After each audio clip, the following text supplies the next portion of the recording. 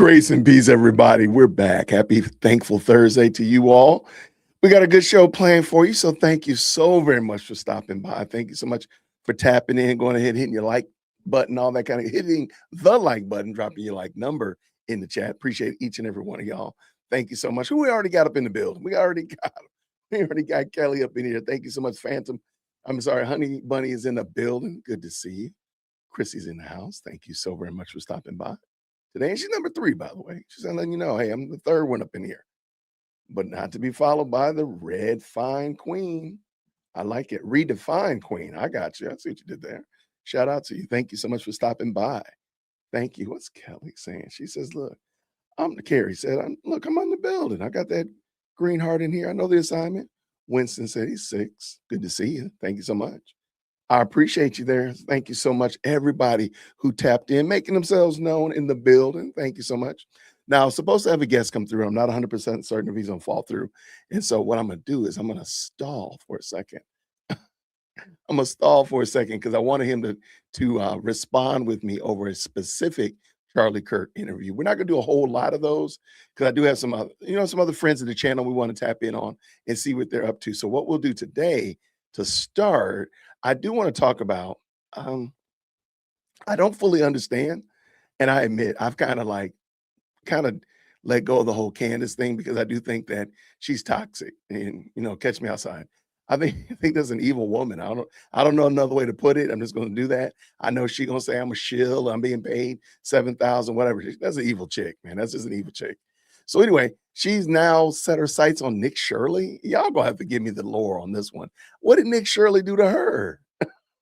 Now I know he done messed up the whole Somalians game up there in Minnesota. He done messed up the hospice care game in California. But how in the world is he on her radar now?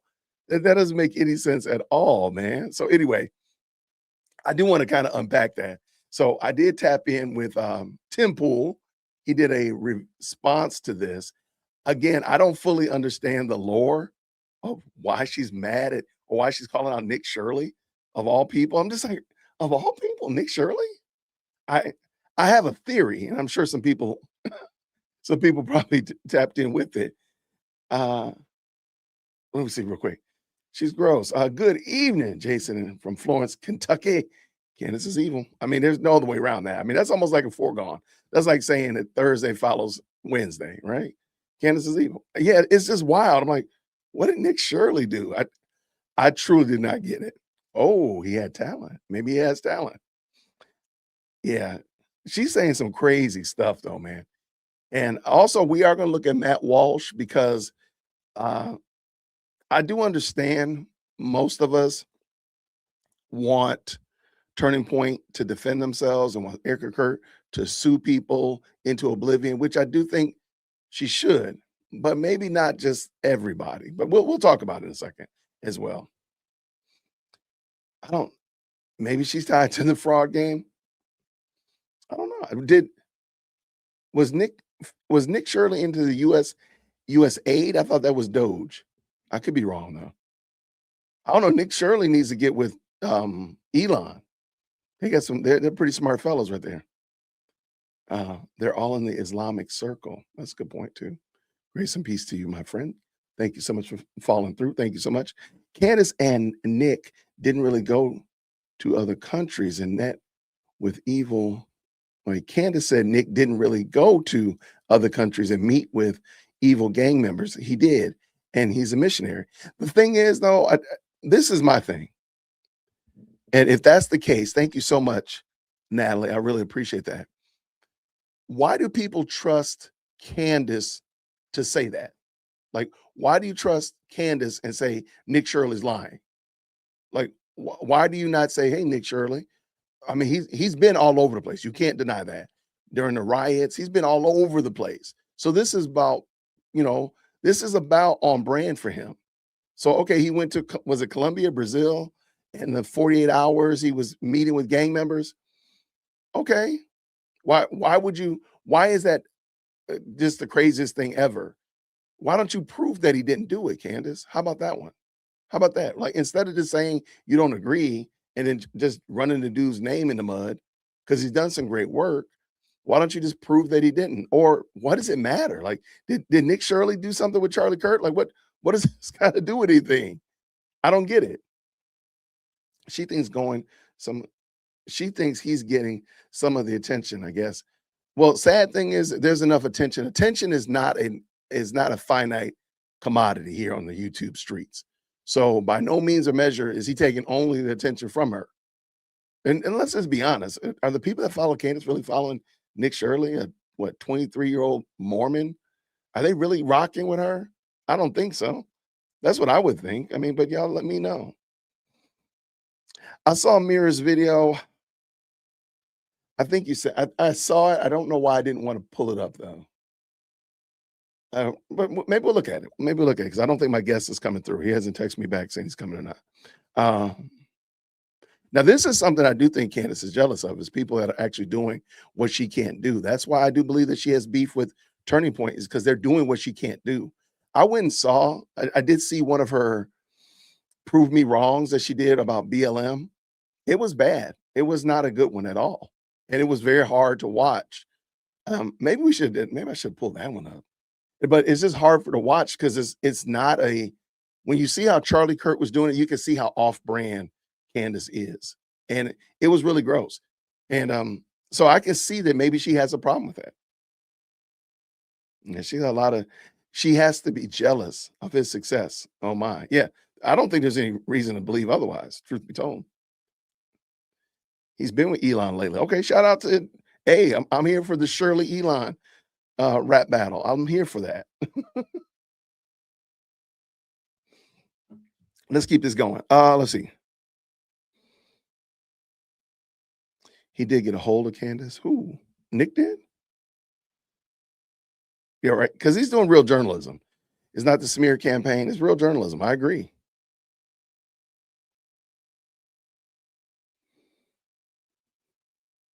That's a good point. Maybe she's just trying to bring down as many conservatives as possible. But Candace is a conservative, I was told.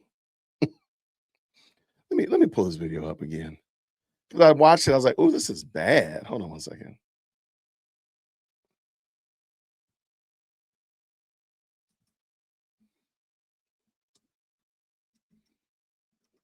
Oh, bada boom, bada bing. Let me see. Okay, I'm gonna have to find it while I'm talking. So I don't want to, because again, it really wasn't a good one at all. And it didn't, I don't think it made her look as good as she might want to come across. And we've seen that. We've seen her fumble before. So it's not really like the first time. I just don't think we were looking at it critically when she did. Ooh. Dog, where is it? Ah, here it is right here. Okay. It's called Change My Mind, and she was at Colorado State. And this is exactly why I don't think she'll do this.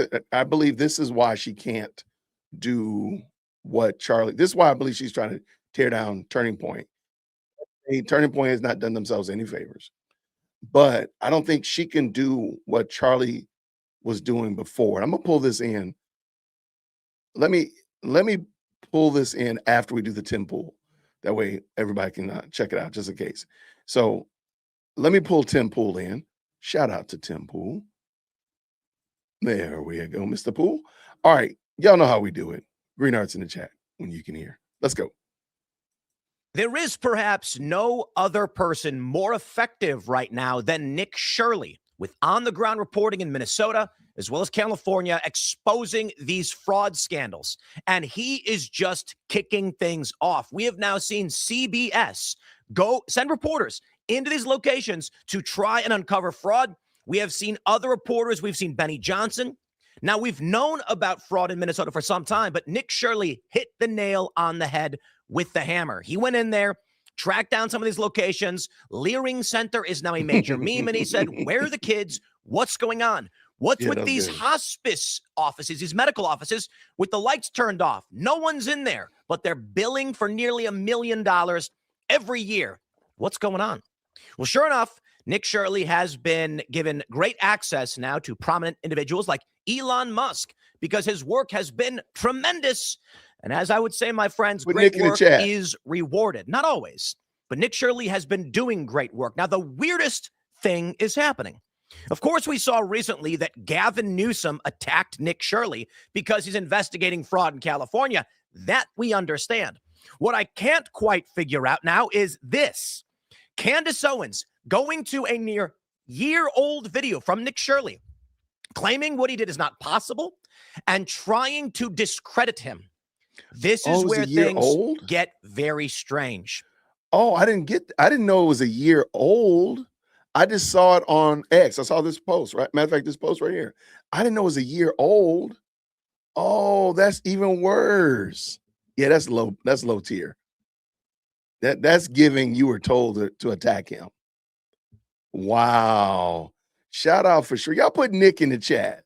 Nick Shirley killing it. He crushing it. Y'all, let's go. My friends, as many of you know, I was the OG Vice News guy. When I went to Vice, they did not have a news division. And it took months of negotiating. And finally, they said, let's hire this guy. I said, here's what I want to do. Let's roll, baby. They launched news. And it was, I will give full credit to the statement to the former CEO, Shane Smith, who said, because of Tim Pool, we started Vice News. Indeed. I went to them and said, we should be doing on the ground reporting. This is what I want to do. Live streaming, posting social media. We nailed it. And Vice News at the time was the fastest growing news organization in history, gaining like 1 million subs in a month. It was wild. And you know one of the things I did, why I bring this up? Because I went to the favelas in Brazil on more than one occasion to interview gang members to figure out what was going on. I was not the first from Vice, certainly was not the last, and others did certainly more dangerous reporting than I. I was on the ground at these riots, and I came back a year or two later. Ultimately, I went down there like 3 times. Candace Owens is attacking Nick Shirley, trying to discredit his current work, exposing fraud schemes, largely from Democrats, by bringing up a year-old video from him where he went to these favelas and interviewed gang members, and she says that's not possible, implying that Nick faked the whole thing, that he's lying in his coverage. Why? I'm going to say it again. I'm genuinely asking why Candace Owens is trying to discredit Nick Shirley. Okay, let me tell you something, guys. Wait, before Tim gets too far afield, y'all go ahead and put Nick in the chat because Nick is crushing it. And you do have to ask that question. Why is she coming after Nick Shirley? I did not realize it was a year old. Now I'm really interested. So I might have to do a little digging and diving in this as well. So why is it that she's trying to drag Nick Shirley? Like, is he really her audience though? Is Nick Shirley's, this long docu-series type of guy, is that really Candace's audience though? Is that really the audience, the base audience, if you will? I don't think so. I don't understand why. Yeah, this is very interesting. Y'all, shout out for sure. Let's go. Let's keep it going. We need now more than ever boots on the ground guys, not war. I'm talking about journalism. And Nick Shirley does he does that. That's what he is doing. Now, some have said, well, the fraud story that he uncovered in Minnesota, we already knew about that. Yeah, we did. We heard reports because people wrote down things because they heard things. They typed it up. And maybe people like me sat in a room and complained about it. But who actually said, I'm going to get a camera. I'm going to go down there and film all of this so people can see it? Nick Shirley did. Now, who's going to California doing the same thing? Now, with all due respect, Benny Johnson did as well, and Nick Shirley is doing the same thing. And again, shout out to Benny Johnson, who also does much of this kind of work as well. But Nick Shirley has really captured the moment. And he is, I think he was at the State of the Union. I'm not sure if he was there. But he is being heralded as this new and upcoming young journalist. He's a young man. What is he, 24? And I'm inspired. Listen, I'm 40. I just turned 40 2 weeks ago. Shout out to 40. I'm not about to go into these conflict zones anymore. I got a new kid, and I'm an aging man. I'm middle-aged, guys. There was a time when I was a young man, and I'll show you, where I was going down on the ground and doing a lot of these things. But at a certain point, you just can't do it anymore. For me, I got too many followers. Slowly over time, people started hunting me down because I was a spectacle at the event. And instead of being able to cover the story was becoming me getting attacked or harassed or my hat pulled off and things like that. And I said, okay, this is not conducive to actually covering the news anymore. So I want to wear a disguise or something, which I don't want to do. And as it goes, many people who were once on the ground reporters become recognizable and shift into more of the desk role. And so here I am. So what do we need? We got Nick Shirley, we got Cam Higbee, we got Nate Friedman. We got these young guys that are picking up that mantle and going on the ground and exposing corruption and shining a light on dark places. So here's the video from Candace Owens, which for the life of me, I cannot understand why she is now joining the likes of Gavin Newsom, the front runner for the Democrat primary in 2028, joining him and trying to discredit Nick Shirley of all people. I'm going to debunk Candace Owens. I mean, I can do it 1,000,001 times because boy, does she just lie to people. And I got to tell you, let me play the video for you and then I'll break more down for this. But this reeks to me like the script is given to her intentionally to sow discontent, discord, and distrust on Nick Shirley, who is just a young guy going and filming these things. He's blown away by what Nick does. And Nick has definitely accomplished some amazing things as a 23-year-old. He also claims that within 48 hours, he managed, among many other accomplishments, he infiltrated Rio, Brazil's most dangerous gang. I'm not kidding. He did this in just 48 hours. I'll let you listen to Nick explain it. Take a listen. Through the course of 2 days, I was able to get access to one of Rio's largest gangs, Comando Vermelho, and befriend a few of their soldiers who are so dangerous they cannot even leave the favela. Lots of strange things happened to find myself on top of Brazil's largest favela in a destroyed house, interviewing gang members of one of the largest gangs in Brazil. Okay, I'm just going to say I don't believe that at all. I'm sorry. I just, it's so stupid. I'm not even going to tell you why I don't believe it. It's like, if you don't know that that's stupid, that he infiltrated the gang in 48 hours. Infiltrated? Right. That's exactly. He met up with some gang member. That's exactly what I'm saying. Like, where did you get the word infiltrated from? Y'all, this woman is sick. Like, what, for real? Who agreed to let him film. Like, it's just, that's so dumb. I'm so tired of dumb. That's not how that works, okay? You don't just... It's entirely how it works. I've done it several times, and I'll explain in great detail, but I'll let her finish. Why is she attacking Nick Shirley? This makes no sense. Go up to gangs on the street. Yes, you do. As a nice-looking white boy. Yes, you do. With the camera and say, hey, I just wanted to sort of like see what you're doing here. What's going on? Literally, that's how it works. She is such an evil person. Okay, just stop. That's stupid. Of course, that's dumb. I'm sorry, Nick. I know you're young. I hope, whoever is your contact that has you infiltrating Antifa and infiltrating El Salvador at the age of... Now she adds Antifa as if to discredit him going on the ground in these leftist protests and exposing them as well. 23 years old. It just feels like Sean Penn young to me. Like, oh, Sean Penn's always there with the cartels, never gets hurt, always is a part of a movie. I don't like stupid. That did not happen. Okay? That did... Wow. This is you know what, man? You guys know that I'm not a fan of Candace Owens, but I'm just going to say it. She's married to a British lord, and her lawyers work in a building with federal agents. It's a building with federal agent offices in it. And that's where her lawyers work by her own admission. And they said, well, it's a coincidence her lawyers rented an office to work alongside feds. Fine, whatever. Now you've got Nick Shirley, independent journalist, stumbles upon the biggest story of his career and continues the process. And I'm not saying it to be disrespectful. I'm saying he's a young man. You go out, you do the work. He's like, I'm going to go look into this fraud. We know this fraud story, right? He goes there, he films it, boom, becomes one of the biggest stories of the past decade. Finally, someone's exposing the corruption in our system and the degradation, the decay.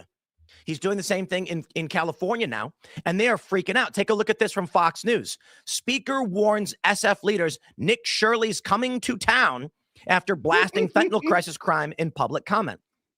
Okay. Nick Shirley seems to be doing great work in exposing corruption. Why lie and claim he's not actually doing this? What's the implication? That's not how it works. You can't just go and cover these stories. This is nuts to me. This is absolutely, I see this. I don't get it.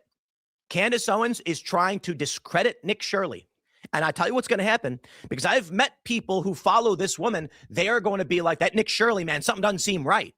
She's trying to make it seem like he's part of the machine, like he's got handlers who are connecting him What's the implication? Again, you tell me, what's the implication when she says, that's not how it works. You can't do that. That's so dumb. That's stupid. Candace Owens launches surprising attack on citizen journalist Nick Shirley. I'm also just going to say this. I want to bash my face. That's not what citizen journalism is. And I don't know how many times it has to be said, but reporting is not citizen journalism. There's a reason. There is a phrase called citizen journalism. It is a reference to a woman walking down the street with her dog, and her dog is taking a dump, and she sees a car speeding down the street. So she pulls her phone out and films it, and it crashes into a pole, and then a bunch of clowns jump out and run away. Citizen journalism is when, in the normal course of a person's life, a citizen begins an act of journalism for which they do not return. Meaning, she films it, she uploads it, she goes home. It is journalism conducted by a citizen who otherwise is not a journalist. Nick Shirley is a journalist, not a citizen journalist. The word citizen journalist in this context has been used to discredit reporting from legitimate reporters like Nick Shirley. And I'm going to stress this. When I first got started in my career, they said Tim Pool's a citizen journalist. And they would do this to say he's accidentally doing this. He has no intention of doing it again, because that's what the phrase meant.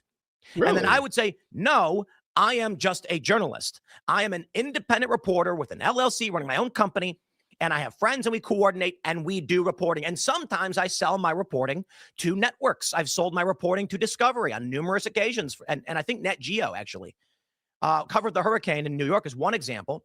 I've had other outlets purchase my footage, and I used to sell and license footage. That's freelance journalism. But anyway, I digress.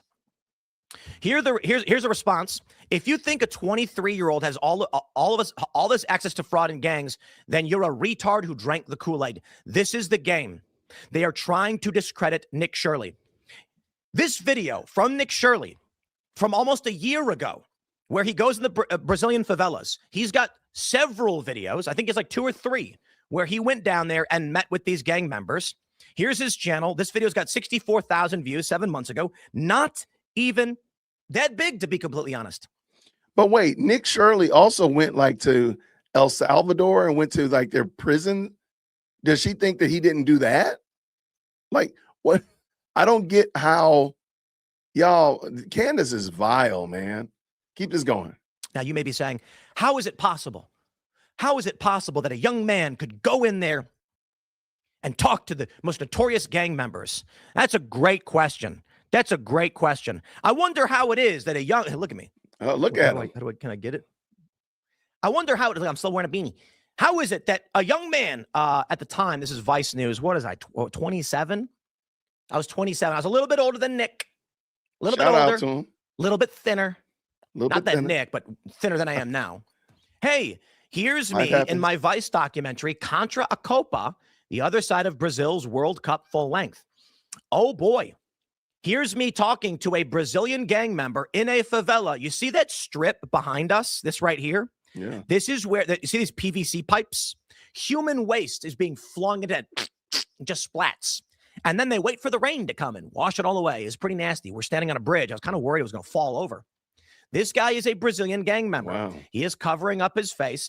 He is explaining to us what was going on in the favelas with pacification. And, oh boy, how did we do it? But wait, there's more. I got another video for you. This is on my channel. This is on youtube.com/Timcast. How Rio's poorest are fighting police brutality. This is a group called the Papo Reto Collective. And once again, I return to the favelas of Brazil. How do you do it? How do you do it? Oh, it's so difficult. I mean, let's just be real. I mean, it's so dumb. It's so dumb. You can't. I'll tell you exactly what we did. You're going to love it. So I don't know. Look, maybe I don't look white. Maybe I can get away as being some kind of Brazilian because I've, with the Korean in there, sometimes people are like, Tim, I'm just going to tell you, you look white. Like, we don't know what Tim Pool is.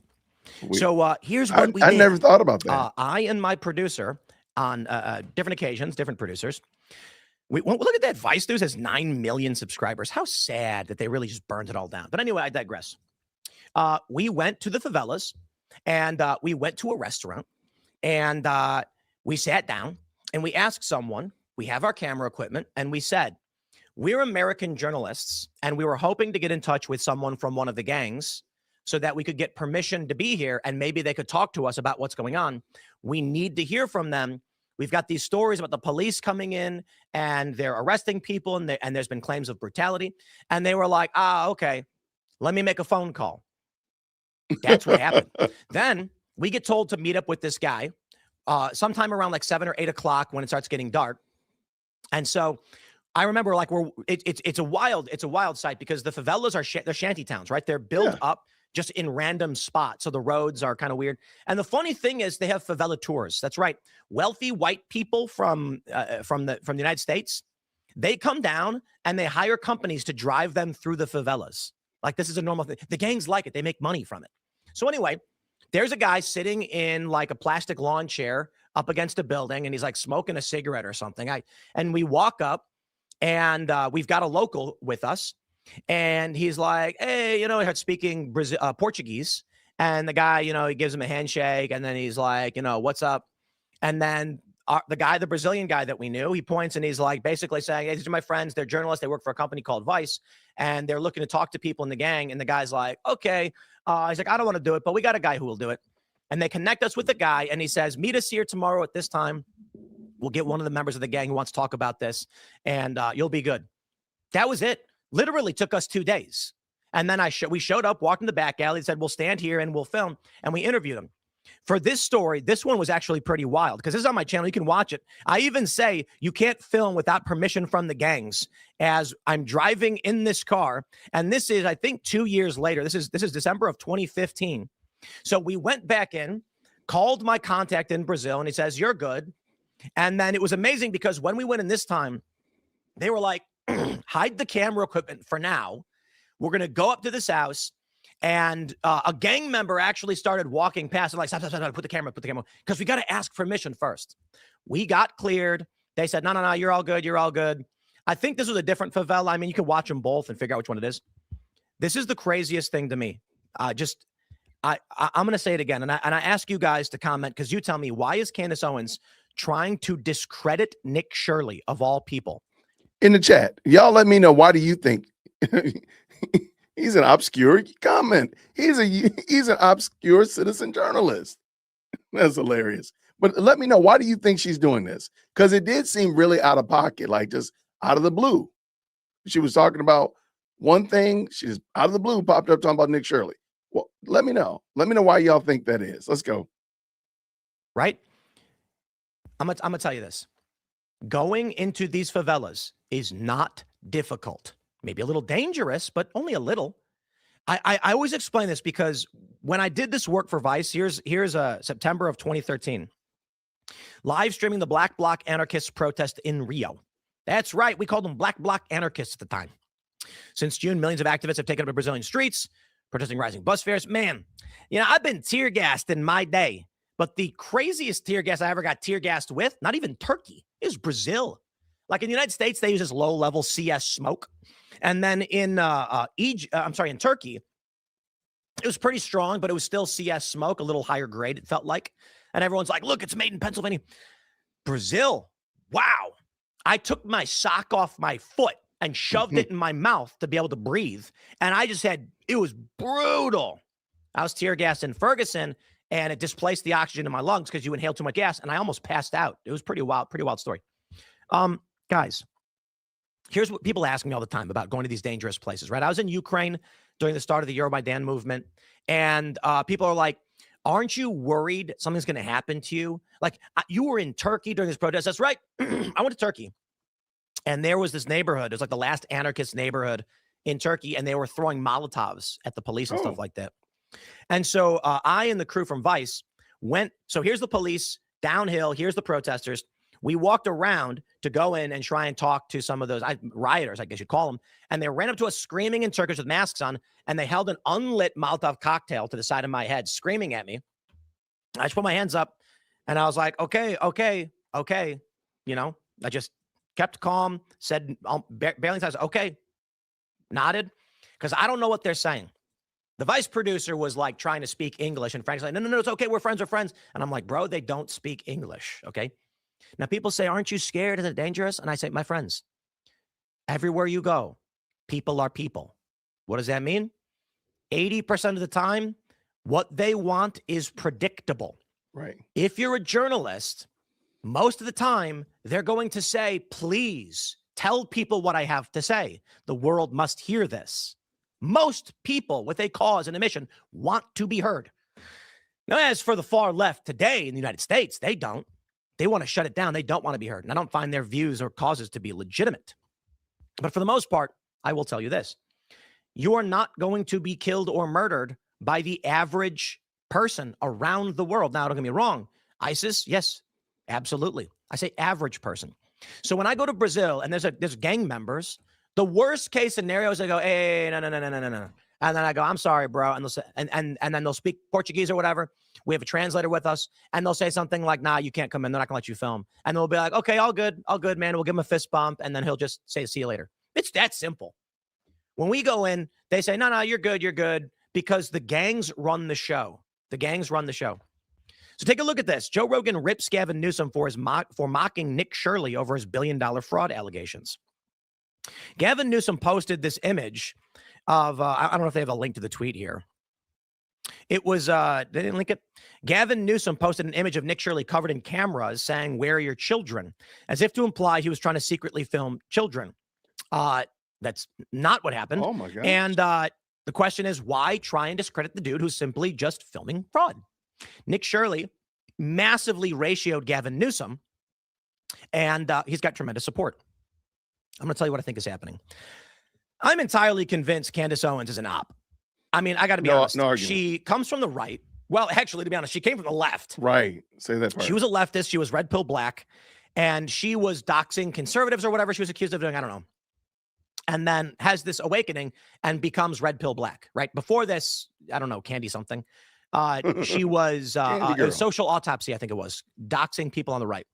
So she comes from the liberals.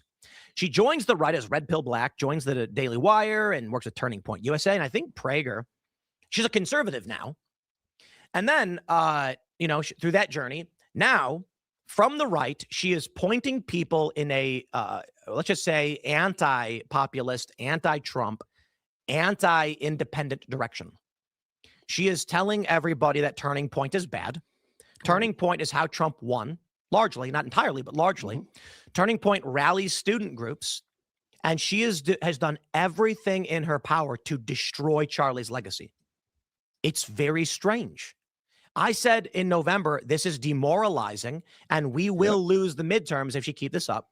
And Candace responded to me directly, we don't care about your midterms. Mm-hmm. Interesting. If my goal was to make sure Democrats won the midterms, what would I do differently to Candace Owens? When Nick Shirley has been exposing fraud to the tunes of millions of people, exposing billions of dollars, well, that's bad for Democrats in these jurisdictions because people don't like it. What would I do if my goal was to discredit? I'd say exactly this. You'd pull up a year-old video unrelated to politics that the average person can't understand because they've not been to the favelas, and then just say, I'm telling you that's not possible. And they're going to be like, huh, that is, I trust. Nick Shirley's a liar. What? These responses are absolutely wild, to be honest. If you think a 23-year-old all of a sudden has access to fraud and gangs, you're a retard. Officer Lucid, I just lost so much respect for this woman. Let's see what else we got. I get her doubt. Where did he come from? Young investigative journalist Charlie style, debunking fraud and saying live that he believes Tyler Robinson killed Charlie. Huh? How's that coming? She's actually correct in a way. No gang will let that kid next to them, especially with all these politicians and heads of the FBI and other intelligence agencies giving them shout outs. To be honest, one day he showed up at the Roosevelt Hotel and interviewed a kid who said he's a gang member. I personally know the kid he interviewed. He wasn't a gang member. He was a kid with mental health issues. This just seems like it's like bot accounts. That's not true. Bro, we had 6'7" Kevin went to Chicago and interviewed gang members. That's not hard, right? I just said the other gangs will try and kill you, and they did try to kill him. Gangs want the coverage. She did not attack Nick Shirley. She simply wants to ask him a question. That's it. Interesting. Yeah. She's got access to foreign intelligence. Don't be surprised if they had dirt on him. Candace doesn't miss because she has an unfair advantage. MI6. She didn't say he was stupid. She said his claim that a 23-year-old was able to infiltrate favela gangs was stupid, dumb, and probably made up.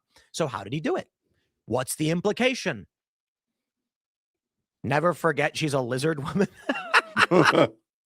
Ocasio thinks Palestine is a country that's being occupied. Haha, I can't stop laughing. That's Candace Owens saying that.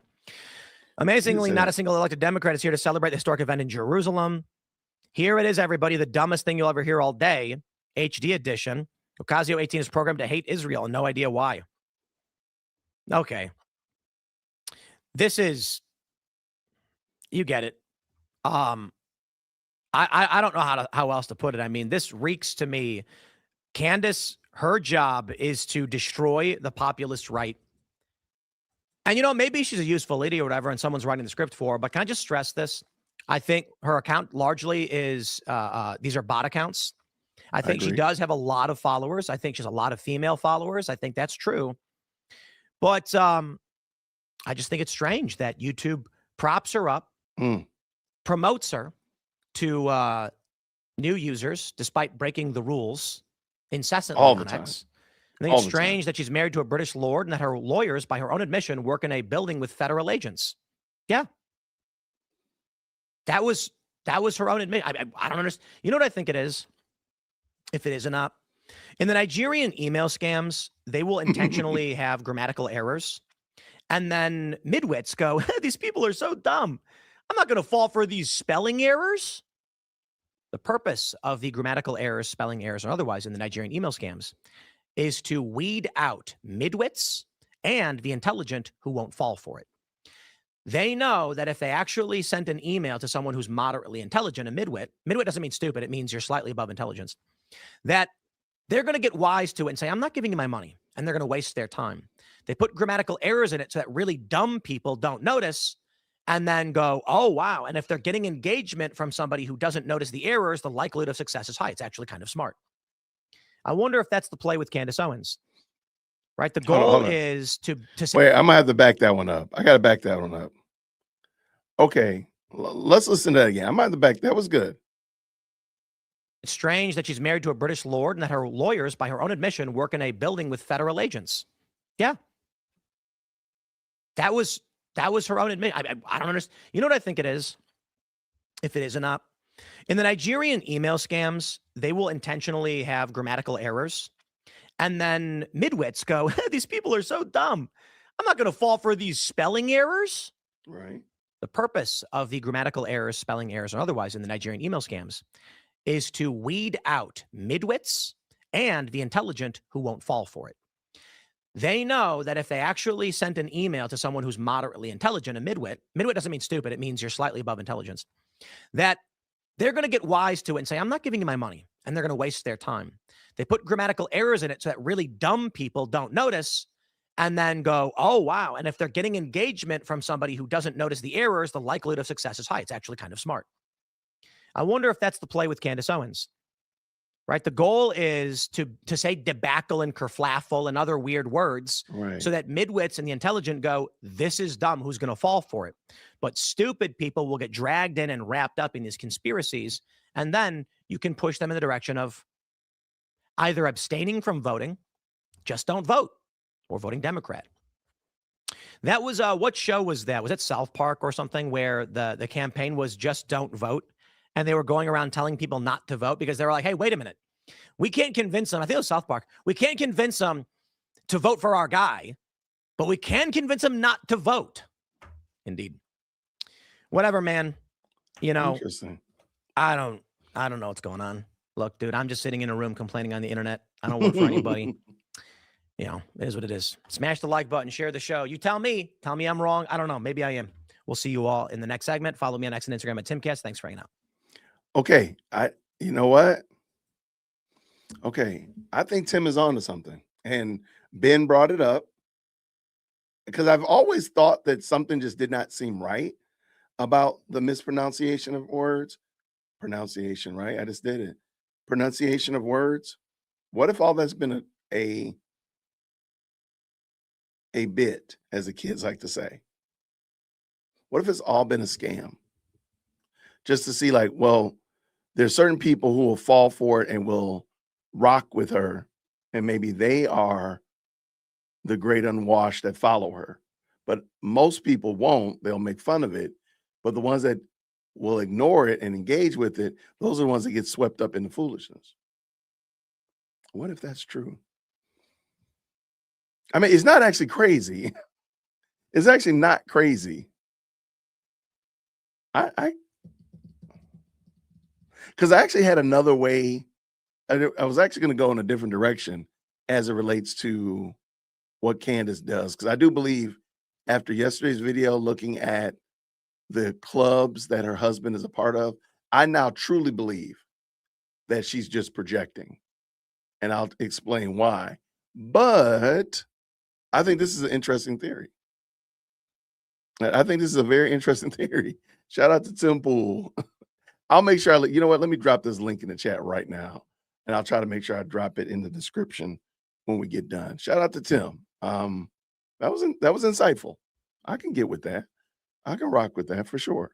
Okay, yesterday, shout out to everybody who's jumped in. Thank you so much for making yourself known. Thank you for hitting the like button and hopping in. Yesterday, we watched a video about the bride of Farmer, right?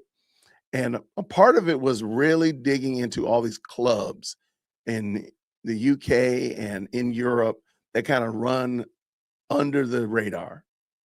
And one of the themes was that they worship the bull, like a bull. And I noticed it, and I thought about it after the fact. I was like, wow, it's interesting that they call the bull Baal, B-A-A-L. In the scriptures, they call him Baal or Baal, however you pronounce it. But I'm not, Candace mentions Baal worship a lot. I wonder why Candace brings up Baal worship so much when the club that her husband was the president of is the bowling whatever club. And part of it is their logo is the ox, the bull. Why does she bring that up so much? Is it possible that when she accuses other people of Baal worship, she's actually referring to herself? Just the thought, just the theory. It just seems like, wow, because I've never heard anybody say that people worship Baal. You say people worship the devil, people worship money, people worship fame, people worship prestige, but it was kind of weird. Like, where'd you get Baal from? What an odd thing. Or maybe it's not. Maybe it's all in our face from the beginning. Maybe that's what she's about. Maybe they actually worship Baal. All right. Do you think it's enough to sway? No.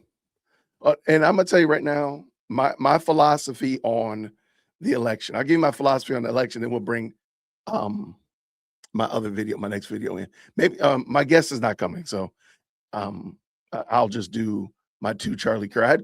Charlie Kirk answers a professor, and then Charlie Kirk also deals with some college students. And I know y'all wanted to watch Candace.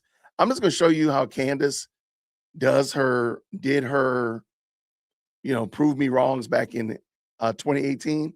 And I just want to see what y'all think about it. So I'm just going to play this one. Matter of fact, let me do that one right now. So I am going to just play that one. Okay.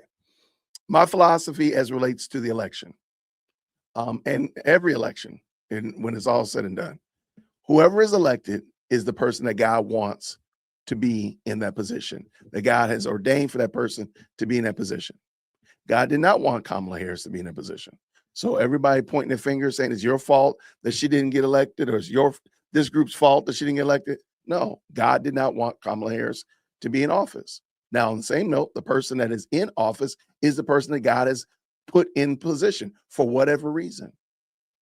So it doesn't matter what you think Kamala would have done. It doesn't matter what Joe Biden you think would have done. God wanted Trump to be in office. That's it. And I'm perfectly fine with that. That being the case, I don't think that anything that we can do can thwart if God wants a Republican to be in office or if God wants a Democrat to be in office. I do believe that it's very important to get out there and vote. I do believe it's very important for us as the great mass of people to encourage and interact with our neighbors and stuff like that. But at the end of the day, God is going to be the one that makes the final decision. Really, it's just really one vote. There's only one person voting, and it's God. If God wants whomever to be in office, that person will be in office. It don't matter. It really doesn't. All the shenanigans and hijinks that we do is irrelevant. God wanted that person to be in office, and that's it. So my position is this. I don't think we should wring our hands and be like, woe is me, the sky's falling, be demoralized, be unincentivized to participate in the civic duty of voting. We have that right here in this country. Take advantage of it. Do it. Do it. But do it and know that God is the one that casts the final vote. So if all however 100 million, quadrillion people in the United States vote in one direction and God votes in the other direction, that's who's going to be in office. It really is that simple. So I don't think we should lose hope. I do think we should participate, though. We should participate. Don't hear me at all. I want everybody who has sense to participate. If you're one of these people that fall for the Candace Owens IQ test, I don't want you to vote. I want you to sit in the corner and keep chewing on crayons. I don't want you to vote. But those persons who have sense, that have a more than room temperature IQ, and don't fall for the Candace Owens IQ test, please vote. I would say, like they did in Chicago, vote early and vote often, but that's not what I'm going to say. I want us to vote. I want it to be a fair election. Whoever God sees fit that is going to be in office in November and come November 2028 is who God wants. That's it. But we still need to vote. We still need to vote. I really hope that is clear. Right. But we are still, this is our privilege and our duty to vote. Therefore, we participate. Otherwise, we just have anarchy. And that's just crazy. Okay. Yeah, vote. But just know that's how you have peace on however, that's why you won't see me out there ripping my clothes in sackcloth and ashes if Kamala Harris had become president. I would have just been like, okay, God wants Kamala to be president. That's why you don't see me dancing and doing backflips because Trump became president. I'm like, okay, God wants Trump to be president. But that's it. Christ still reigns over the affairs of men, so it really doesn't matter. I mean, Trump, we like to say he's the most important, the most powerful man in the world. No, he's the second most powerful because Christ still rules and reigns over the affairs of men. So it doesn't at the end of the day, Trump is still God's Trump. There you go. What'd you say? I passed the IQ test because I'm here listening to you. I'm so definitely going to vote. Absolutely. Go vote and get 10 or 12 of your people to vote. Get your church members to vote. I went to lunch with my pastor today, and my goodness, in the morning, he was so encouraged by the idea of make marriage great again. And we were talking about it. He said, yeah, that's exactly. He agreed with me. He said about 75% of our problems would be solved if we just made marriage great again. If we made marriage great again in this country, we would see a humongous change in society. I don't know how we went from voting to marriage, but hey, I'm just going on. Hey, this is my ADHD kicking in. All right. But I just thought that was super cool. All right. Let's talk about, okay. This is I'm not going to probably play the whole thing. It's like 20 minutes. If y'all want to, you let me know. But I think if this is how this is why I believe Candace Owens hates TPUSA. She despises TPUSA because you've heard me say it before. If Candace could do it, she would do it. Why doesn't she go and just do a counter to Turning Point? Well, look at what she did. Let's bring it in and let's go. All right. So this is at Colorado State University on April 10th, 2018. She was involved with Turning Point at this time. I don't think she can do better than this. Watch this. Like all the stuff that we can see online and stuff. I guess my concern with it is that at least in the time that I've been here and been able to see, we had an event where Charlie Kirk was able to come. And, you know, if you were there, if you heard about that event, you heard like you had neo-Nazis coming, you had Traditional Workers Party. And the thing about that is, you know, throughout the course of the night, you know, people who would be in Turning Point would say, like, we don't condone that type of behavior. We don't condone that type of ideology. However, the thing about it is that's how far they would go. it's an organization that, yes, is here for one thing, but it attracts a certain group of people. Yeah. I guess. So first off, this is a great question. I also want to commend him on just being civil, right? I think this is where we get like the most productive things done, is just having a normal conversation and saying what your concerns are. Okay. So Charlie Kirk, thank you. Yeah. Can we just give him an applause for being a normal person? He just earns an applause. Okay. So Charlie Kirk, when he was going around on campuses saying the exact same things that he's always been saying, that he believes in free markets and he believes in capitalism and he believes that the government has overextended its reach into every layer of our society, there was no following. The second Charlie Kirk stepped on a plane and started going around with Donald Trump, suddenly everywhere he showed up, neo-Nazis started showing up. These people that were never there when he was just Charlie Kirk saying his ideas, right? What you have to accept is that politics has become a very nasty game, right? And if they don't want you to see an idea or to be presented with a different idea, they will shield you by saying to you, don't even listen to what this person has to say. Just know that outside there are KKK members. So obviously what this person has to say can be wrong. Ben Shapiro is the greatest example of this. I don't know if you've ever heard Ben Shapiro speak. And I do want to personally invite you. We will pay for your travel, like I said to her, to come down to the Student Action Summit and to hear the biggest, most prominent conservative speakers that come together in Florida at the Palm Beach event, right? You should definitely come down and just hear it. What they're saying is it's just common sense, right? They're talking about what they believe and why they believe it. And now all of a sudden, these ideas that we don't need the government is being met with mass protests. I was at the SAS event when people were protesting outside. We had Antifa thugs who looked like kids that are in their basement, right? Like come outside and say it was a racist convention, which was crazy to me because there were so many black people on the inside that were coming out, taking pictures of them, calling them racist. So that is why I think the most important thing you have to understand is like what I always talk about is how to create a mind, right? If they can scare you away from even hearing the idea, you're never going to hear the idea because you're going to start to say this must be the brand. So, you know what? Now I think I am going to play this whole thing because a lot of you all are picking up how contradictory she is. She loved Ben Shapiro. She was for free market. And notice she's not talking about Israel. Israel has not entered the chat at all. And she's talking about even now, like how they try to dissuade you and discourage you from even engaging in the conversation. That's exactly what she does. This is very interesting. And I believe she was literally cosplaying at this point. That's why I believe she projects so well, because I do believe that this is her ideology. She's just telling you what they believe. She's saying they believe it, but it's really, she should say, I believe this. That's what I believe. I don't believe that I believe she's always been exactly who we see today. That's who she's always been. She's always been that person. She's just faking the funk here, in my opinion. Charlie Kirk has adamantly denounced KKK, Nazis, white supremacy. These people have never been in touch with Turning Point ever. But now that he announces where he's going to speak, everywhere Charlie Kirk speaks, white supremacists, which I'm convinced are hired and they're paid for, show up to his events. And all he is saying is what I am saying here today is that I don't think we need the government. We need more government. I think we need less of it. I think we need, and that's what Turning Point is about. I think we need free markets. We need capitalism. We need to encourage entrepreneurship. And I think that that's been discouraged over the last few years because government is so involved. I have a cousin. I come from a family that's very much on welfare. And he and his girlfriend had this idea they wanted to start a food truck. What they had to go through and pay to even like go outside and try to sell food discouraged him from being an entrepreneur. It's like, I'm not going to do that. That's crazy. Kids that want to. And I also want to point this out. And again, I'm not trying to say that there's not rags to riches love stories and, you know, the Hallmark rom-com doesn't really happen.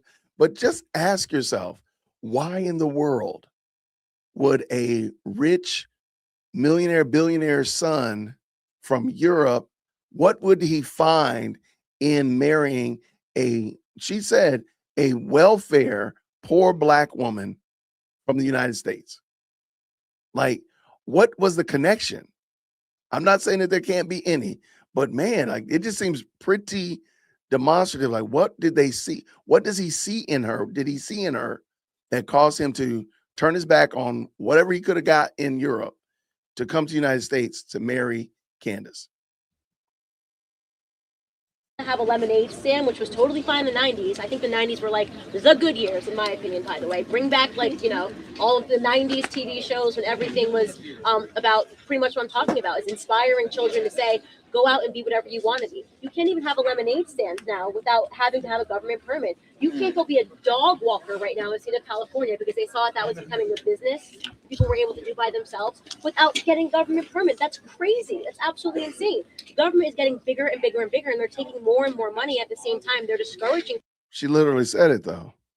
She said she was from a welfare family. She's not from a, I mean, her family, I mean, I've heard her say multiple times that her family is not from affluence. And she was in debt when she met George Farmer. Remember the whole school debt thing, to the tune of $150,000 allegedly. So if nothing else, she herself was an indebted woman when she met this rich billionaire's son. I'm just wondering how that, what was the love connection?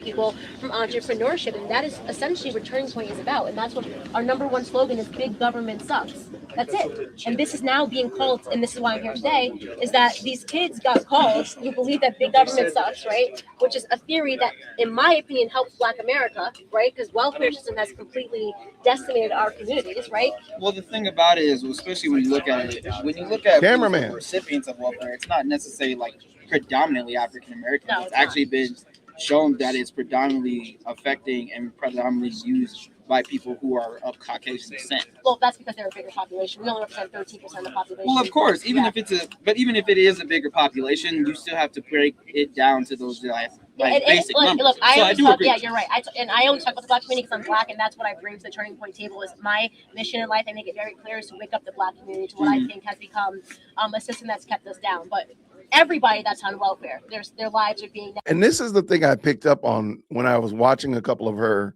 again, Q&As and such like that. She doesn't sound like she actually believes this. I don't hear Laura, like I never hear her talk about the Black community now. Like, it doesn't sound like she believes this. It sounds like this is what people want to hear. I really hope I'm making that clear. I don't feel like she understands. This is not a conviction. I do believe that Charlie was convicted about the things that he talked about. And we'll watch a Charlie Kirk in a moment. So I do believe Charlie Kirk was convicted about this. This is coming from a place of deep conviction where he himself has wrestled with these ideas. I don't believe that she actually does believe these things. I just don't. Because I don't see how, and maybe I'm being obtuse, but if she's concerned about the Black family, she literally just said the Black community and welfare, that hasn't changed. This was in 2019. That has not changed in the last 7 years. Why don't you talk about that anymore? Actually, I would say that it's actually gotten worse. But you don't talk about that at all. You would almost think, if you watched her show and you didn't know any better, you could almost assume that she didn't even live in the United States, because she doesn't talk about the United States in any kind of way of reverence or positivity or what we're doing here in this country, but it's all about the sliver of land the size of New Jersey in the Middle East. And it just seems interesting to me, but they have nothing to do with the fact that the welfare, like if you want to say that Black families are predominantly on welfare, that has nothing to do with Israel. So why are you talking about it? Or why are you not talking about Black families? Negatively impact. They're being de-incentivized, right? I see this with my cousins. Why go get a job or try to do better if the government's going to write you a check to sit on your ass? Why go get a job when you know that if you don't have a job, you get free health care?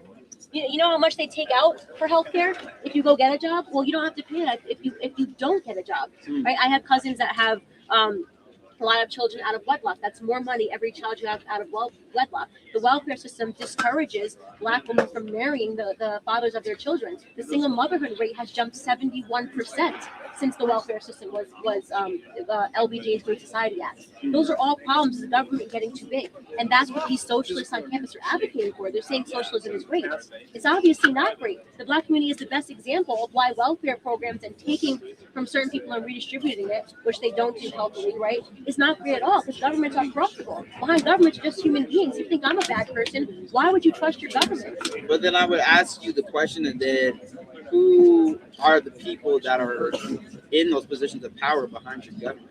That's the big question. Well, the thing about it is we keep saying, the government's getting this big or this big or this big or this big, but we're not asking the question of like, who is in charge?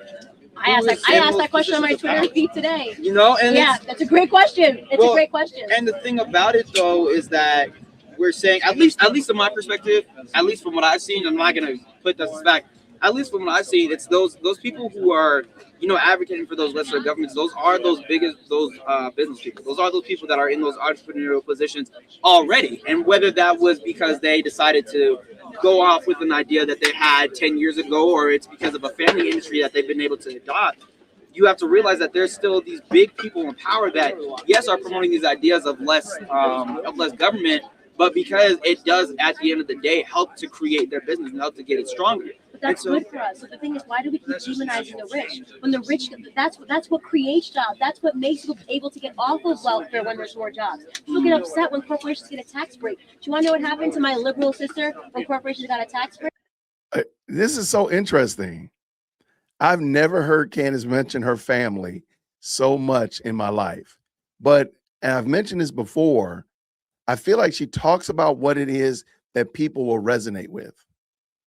When she was talking to Glenn Beck, she was very esoteric, lots of feelings, emotions. When she was talking to Dave Rubin, she was referencing family, but not like this. Now she's on college campus. Well, you got a lot of students that probably miss their families, that are probably wanting to be at home with their people, or they have families that are rooting them on and all that kind of stuff like that. So she mentions family a lot here. This is so interesting. This is interesting. I've never seen her do this before, because it's like the fourth time she's mentioned cousins or siblings. And now she's about to mention her sibling and baby daddies, which is crazy work. She got $2,000 check, and then she said, "Oh, all right, well, let me see. Maybe I'll consider voting for Donald Trump in 2020, right?" Because she saw the results. She was so afraid of that, right? The idea that corporations would get a tax break and that they wouldn't give more to the government. But what history has shown is that when the government takes less, people are incentivized to do more on an individual to individual basis. So I'm guessing, are you bringing your position, are you bringing it back to trickle down economics there from Ronald Reagan? Is what you're thinking? Absolutely. I 100% believe that as the more the government gets out, the better that these companies will take care of their employees. I'm not saying just corporations should get tax breaks. That's what I think people try to make when they demonize. They make it seem like, oh, corporations are getting tax breaks. That's not true. As we've seen, so many people that are low employees got so much more money back, or getting more money, seeing more money in each of their checks now, like my sisters, right? So that's not the point that I'm making. What I'm saying is that they are able to go out and hire more of a workforce. That's what we need. Rich people are the solution to poverty, and somehow they've been demonized and punished over the years for building companies. But everybody should go out and do. Well, I hear what you're saying, but I feel like I would disagree with you on the piece about rich people necessarily being the ones to really be able to save us. I mean, if you really look. When's the last time you got hired by a poor person? No affront to poor people, but poor people aren't starting businesses. Poor people are not able to hire. If you have a business and you're doing a service, car washing, cutting grass, you're not salivating at the mouth to go cut the grass in the projects or the Section 8 house. You want the mansions. You want the large properties. You want the person with 3 and 4 and 5 cars. That's what you want. Like, I'm sorry.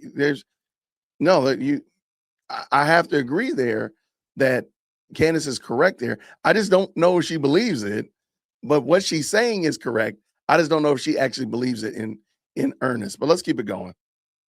Look at it, especially in the history of the United States, those who were in an upper class and those who were able to get those resources were able to, I guess, expend people, and were also able to use people only for their gain. You know what I'm saying? And no, it's like, because that's what free markets allows for. So if what you're saying is not a bad point. You're saying a good point, which is like, okay, well, if this guy gets super rich, then he's going to say, well, I'm only going to pay my employees $10 an hour, right? But then guess what? If that guy does that over at GE, right, then the other guy who works at so-and-so can say, I can steal your employees by paying you more. That's what free markets allows for. It's a competition, right? So they have to, well, that's what happens when the government gets out and lets people regulate themselves, is that there's competition. And when there's competition, there's always someone bigger, there's always someone better, there's always someone that's willing to pay their employees more. So you're going to leave that company. He needs employees. So then I guess my next question is then why is it that the emphasis is more towards rich people when the emphasis, at least in my opinion, feels like it should be more towards the people? But rich people, and the word rich is a moving target, right? We could be talking about somebody with billions or somebody with a couple 100,000. Because, like, for example, if you wanted to open up a Chick-fil-A franchise, you need to have $250,000 as your down payment. And I think now it's like $750,000. I hate to say it, and it sounds crass, but that's not a lot of money in the world that we're in. It sounds like a lot to most of us, sounds like a lot to me, but it really isn't, right? So I don't know if we should get hung up on the term rich, but let's just think about it as who is actually creating jobs, who's actually buying stuff, right? It's not going to be the low, it's not going to be the poor class. It is going to be the middle. It is going to be the higher middle and the rich that are buying things, that are able to buy things and work and create. I mean, that's just it. I know people don't like it, but that's just the reality. That's what is happening. So I do think that the vilification of the rich is kind of silly, but let's keep going. Common man, of course the working class men and everything like that, but people like us. Yeah, but that's what Turning Point's all about. So we're all about the people. So I'm just talking to you right now because we're talking about, my ideas and what I believe in. And I'm just saying that overall we have to stop demonizing riches because we need them, or else the government steps in and we all become dependent on the government, right? But I agree with you. That's what I'm talking about when I say entrepreneurship. That's what I'm talking about when I say we need the government to step away so people aren't afraid to start businesses because they get so taxed and they have so many regulations that they have to follow before they can even get out of the gate. That's what needs to stop, and that is literally exactly when we talk about Make America Great Again, which they made it seem like it was some white nationalist headline. That's what he was talking about. The time when people could go have a lemonade stand and not get stopped by a police officer and say, hey, do you have a license for this lemonade stand to be on this corner? That's all Turning Point's about. And that's why I'm trying to let people know on this campus. These are not crazy white supremacists, and you 100% have to, you and you, come to the Student Action Summit in December, and I want to challenge you. I want to call you out when I'm on stage and say these two people are on the left, and so much courage for you guys for coming in and just being able to listen to this. That's all we're asking for. Will you come? Maybe. I'm actually graduating in May. You can still come. We'll see. Why not? It's in December. Well, Turning Point, we'll get you linked up. We'll get you flights. You come down, you sit in a room, and you hear Ben Shapiro speak. You hear Tucker Carlson speak. You hear all these people that you have been told are awful, crazy white nationalists. You hear Dennis Prager speak, right? And you walk away and you let me know if you really believe what the media has been selling to you. That's what it's all about. Get in the room and see what you're being told. See if it's true. Well, I think the other thing, I guess, at least in my perspective, I think the disconnect, at least between Turning Point and people on the left, I guess my thing about it is, so I actually ended up going to the Charlie Kirk event, and I ended up sitting in and kind of listening, and I don't know, it's just interesting because it's like a lot of the information that he was presenting, I felt like I need to make sure I researched it up or like checked it out real quick, because I looked at it, and some of the facts and statistics that I was able to find, I think didn't match up with what I was totally finding. And I think the other disconnect is that I would say the other disconnect and what needs to be emphasized is language. And I think the language that is being used within Turning Point USA and the language that is being used with maybe people on the left is that everybody's kind of like throwing these words out. But one side is having a totally different definition while the other side is having a totally different definition from that. And I think one of those best examples is that Charlie Kirk, when he was here, he ended up talking about like what he thought the definition of racism was. Right. And I was able to look at it and see that at least what he said was totally different from what I'd initially heard. So I guess my question is I don't know where he's going. I don't know. I guess my question is, with Turning Point, what is the disconnect that at least you all see between these two sides that is not necessarily, oh, this side won't listen to us, or oh, this side won't listen to us? Truly. So really quick, we have to take you to the airport super soon. So we're going to do one more question after this, and then unfortunately we have to stop. Sorry.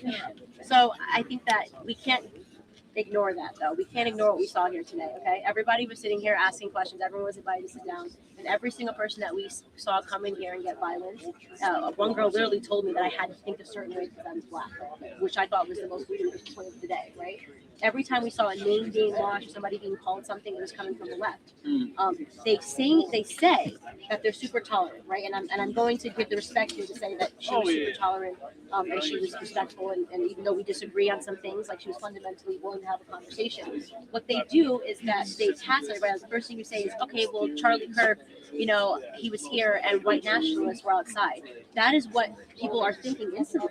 They're not willing to even listen. They're not willing to have a conversation because somebody else has already told them that this idea is belongs to white supremacy and the KKK, and that couldn't be further from the truth. If Charlie Kirk is a white nationalist and he hired me as his top employee, he's doing a really bad job as a white nationalist, right? Like, we can agree with that, right? People don't care about that stuff. They pretend that I don't exist, and they continue driving the same narrative. They continue to call the people that are here racist and sexist, and that's fundamentally wrong.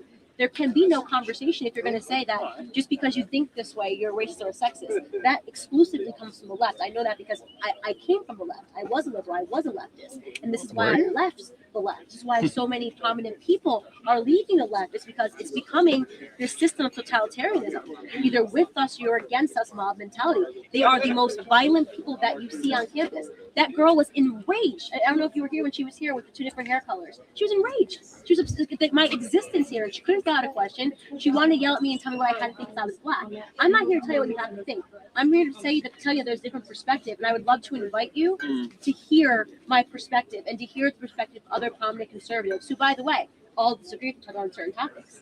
Ben Shapiro and Charlie Kirk disagree on certain things, right? Like, you know, and Dennis Prager disagrees with Charlie on things. I disagree with Charlie on things. But the one thing that we all agree on is that we're allowed to think differently.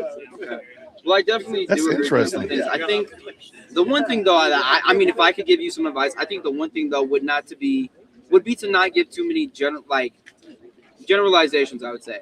Because at least in my experience, what I've seen is that not necessarily it's not either one side or the other that's more violent or more aggressive. I've seen some heinous things on either side. I've seen things on this plaza. I've seen people who have leaned more conservative that have said, you know, the worst place for an unborn child to be was in the stomach of a black woman. I've heard that. I've heard these things from both sides. So I think that's true, though, right?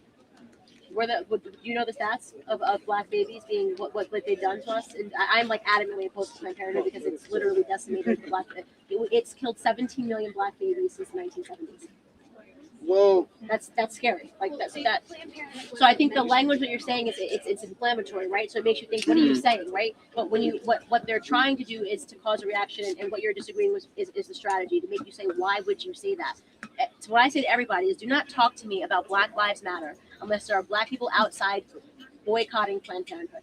Okay, because that is the number one killer of black people in this country is Planned Parenthood. They put them in neighborhoods that black people live in. They encourage black people to kill their babies, and there's no people that are more negatively affected by Planned Parenthood than black people, which was started on the concept of eugenics, of getting rid of black people from the population. So I'm really against Planned Parenthood, but I get what you're saying about the language being inflammatory to so I hear what you're saying, especially with the Planned Parenthood piece, and this is like, it is this thing where Planned Parenthood was necessarily made for that eugenics movement. I definitely understand that. However, though, Planned Parenthood wasn't necessarily the thing that put black people in lower income communities. That was actually redline districting. By state government. I didn't say that. I just said it's a huge. We're talking about black lives, right? People will tell you about police cutting down black people, which happens virtually never. 16 unarmed black men. Stephen Clark just got shot in California. Yeah, no, but you want to know how you know that it virtually never happens? Because we can name every single one of the black people that it's happened to, which is pretty amazing, black right? men or black women? Black men. So okay? what about black? But here's the stat, same right? point Here's still. the stat of black people that are gunned down by police officers. I'm making a point. Give me 1 second. I'm making a point. Okay. 0.0004% of the black population, okay, is unarmed and shot and killed by a black person per year. Okay, more black people are struck by lightning. That's a fact. Okay, fine. If you want to say that it's something we have to talk about when it happens, horrendous things that happen, I agree with it. Do you think I would ever stand up here and defend what happened to Philando Castile? That was horrific to watch. I watched it crying. But my question is always, if this is how you are willing to be reactive and upset, and to get upset and fly into the streets about a black life when it's lost, and it's only 0.004%, 304% of the population, why aren't you outside of Planned Parenthood? where they are ripping black fetuses out of black men. Don't tell me you care about black lives if you're not willing to boycott Planned Parenthood. So That Well, is I my think point that I always the make. issue, especially if you go into So where's this heat right now, though, Candace? None of those things have changed. Not one of those facts that she gave has changed in the year of our Lord 2026. So why is she not pushing for that now? That's still the biggest problem on the planet, at least to the black community, is the fact that more of our babies are deleted than are born. Like, what are we doing? Why are you not making that case? It just seems interesting. context of Black Lives Matter is not necessarily that it's just focused on police brutality, but it's focused on the systemic problems and issues that are surrounded with police brutality and the systemic problems and issues that are surrounded within the black community based on the system of white supremacy and capitalism and a lot of stuff really going down to the fundamental development of the United States. Right. And I think when we go and talk about this conversation about, especially about Planned Parenthood, things like that, I do agree with you that, yeah, there are certain issues within Planned Parenthood, but I think the other thing about it is when people think about Planned Parenthood, the first thing they think about is abortions. But they What else don't they do? address or think about all the stuff that they do in terms of sexual responsibility and sexual safety and things like that. That's a really harmful ideology to that, and I'm going to tell you why. Okay, so Hitler and the concentration camps. Okay, he exterminated 6 million Jews. So what if I said to That's everybody, wild. I don't know why Hitler gets a bad reputation. I mean, they never talk about the fact that he also was building these amazing tanks to help protect the German people. Because you were still exterminating Jews. You're exterminating human beings. The number one thing is you are murdering people. I don't care what you're doing outside of that. I don't care if Hitler said, hey, we also provide free breast exams. I don't care. You're exterminating people. You're murdering someone. There is no way to justify murder, ever. And that gets me. I'm so passionate about it. And I say to you, I will never, ever, ever take Black Lives Matter seriously until they start talking about Planned Parenthood and the fetuses and babies that have been ripped out of their stomachs, the stomachs of black mothers. That's it. I mean, that's like the harshest thing. Unfortunately, I do have to run because I'm gonna miss my flight. It just seems odd. Like, where did this Candace go? Like, where, if that's what you were most passionate about, I don't hear you ever talking about that. I mean, you do the pre-read for preborn, not minimizing that, but where's that passion for this now? Like, you would think that we've solved all the problems in the United States, and the only problems we have left are those that are created by Israel. Like, that's what it sounds like to me. All right, I think she's got like 3 minutes. I'm sure it's just ending up. She's wrapping it up, so we'll go ahead and call that one a game. Ooh. So what did y'all think? I think the number's way higher, right? But what did y'all think? What y'all think? What a passionate actor is crazy. Yeah, wow. Yeah, I just think it's sad to say that at one point she was very vocal about this topic, and money is her passion. Yeah. But now, I mean, you would think that none of that matters at all.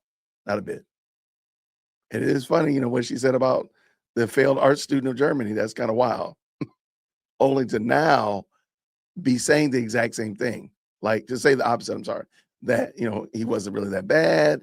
He did some good things. Like, she's crazy work, even to the point that he's being smeared by the Jews. Like, that's crazy work. She forgot what she stood for. I don't think she ever knew, man. I don't. Her leash has been broken. Now she speaks freely. Okay, I can dig it. It's about feeling important, but looking ridiculous. I agree with you wholeheartedly. All right, so hey, let's cleanse the palate with a Charlie Kirk debate. This one is pretty short.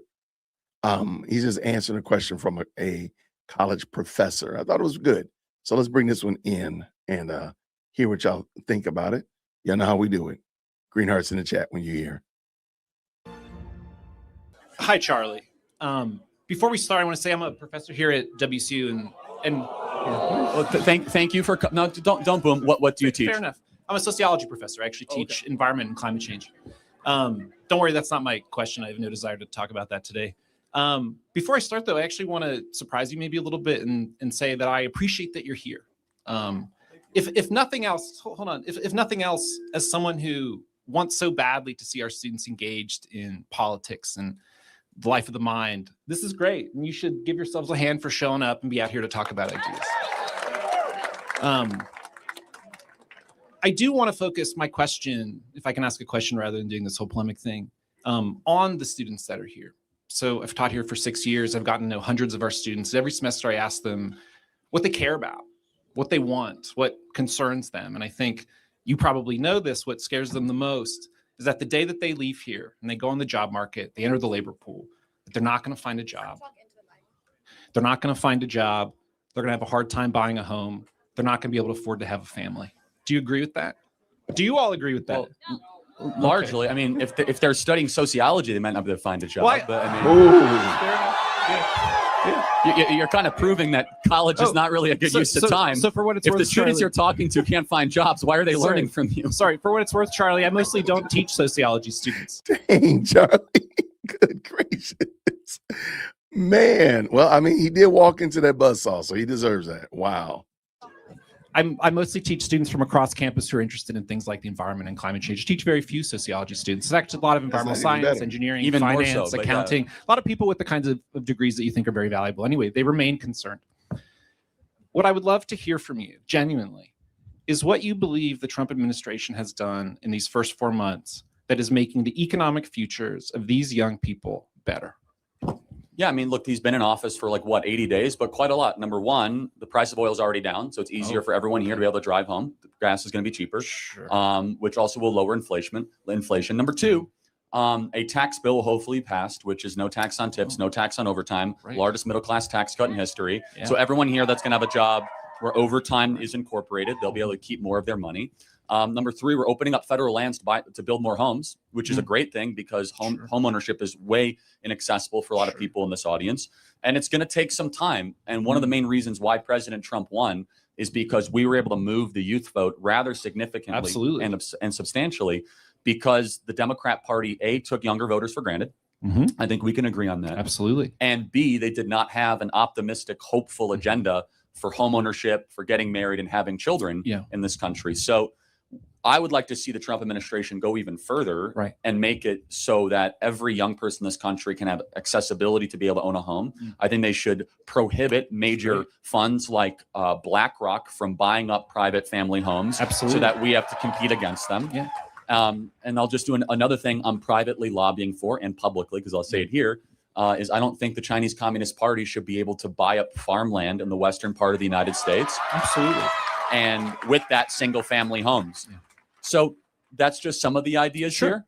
Sure. So can I respond? I actually agree with most of what you're saying. I'm not sure that opening up federal lands for housing is going to really solve our housing crisis. I'm not sure lowering the cost of gasoline is really going to deal with the other kinds of inflationary pressures that the Trump administration is putting on the economy, because you didn't really mention the most important thing that he's done, which is place massive tariffs on imports into the United States, which has caused retaliatory tariffs, which are putting economic pressures on American businesses. So it's not only actually jacking up the price, it's functionally a tax on all of us. We're all just going to pay extra for things that get imported. So there's inflation. But all of this conflict, the import, the cost of living going up, the pressure is being put on businesses also means that the odds of a recession are also going up by every estimate, not just academic economists, but economists from the government, as well as economists who are working in finance or in the private sector. How do you reconcile the increasing cost of living, the odds of a recession, with the idea that the Trump administration is making the economic futures of young people better? Yeah, I mean, first and foremost, I fully acknowledge that what we inherited from Joe Biden was, no, I mean, of course, you inherit. You want me to prove to you how bad the economy was we inherited? Sorry, just you can laugh and chuckle. Real quick. I think that the problems facing the American economy are bipartisan. They've been caused by both parties over 40 years. Hold on, let me prove to you how that's not a Biden true. problem. No, it's not an Obama problem. It's a Bush and Biden and Obama problem. No, hold on. Allow me to finish my point. Go for it. And the audience, your students, will teach you something. Is that okay? I would love that. Who had a stronger economy, Joe Biden or Donald Trump's first term? It's not so. So you could say it's a bipartisan problem, but when Donald Trump was president, blue collar workers and young people saw their incomes rise faster than the 1%. When Joe Biden was president, the wealthy got wealthier than any other time in American history. We saw the 1% explode their asset class, and young people and workers had a tougher time. As far as tariffs go, we're still very, let's just say, new into this rather risky experiment that the American people voted for. It could raise prices, or it could end up being where we strike really good trade deals and we sell more of our own products to these countries. And tariffs are a forcing function to open up markets. But I think it's actually really promising that a president is willing to risk even his own political favorability to do something that every other politician has promised, which is to protect the American worker. I really think that's political courage in spades. But I could address the other points, but if you'd like to interject. You're right. Like it's risky. And I think that that's an excellent way to frame it. So I guess my follow-up question is, what's the theory behind how this will work? And how long do we need to wait until we give up on the experiment? Well, first and foremost, we don't know whether, so when you are the incumbent economic player, tariffs can help you. The entire world would love to be a consumer economy. We are a consumer economy. But if you are only a consumer economy, that comes with some problems. We don't make vitamin C in this country. It's all made in China. No, it's a real thing. You literally can't survive without vitamin C. Our antibiotics are made in China. You can laugh all you want. Our pharmaceutical materials, our aluminum, our ion. I don't know why he does that. I kind of wish he would either get off of the mic, like step back from the mic, because it seems like he's just signifying. I don't know if he's like trying to be rude, but it does come across like he's being intentionally like kind of rude. So I can kind of see why Charlie keeps pushing back on it. Like, just step back from the microphone. And if you're going to signify, do it with the microphone off or away from the mic, off mic over here. Like, don't do it right into the mic, because I do think that does seem like it's causing Charlie Kirk to respond negatively. Our rare earth minerals, we can't make a drone without at least half the components or parts made in mainland China. That's a national security problem. And so by using prudence, which is of course one of the highest of all the virtues, President Trump is able to weigh the costs and the benefits while also asking the most important question. Am I going to be able to have America not be a vassal state to the Chinese Communist Party while also improving the well-being of the people who voted for me, and not just people who voted for me, but every American person, every American citizen? Finally, if tariffs are nothing but downsides, why does China use them?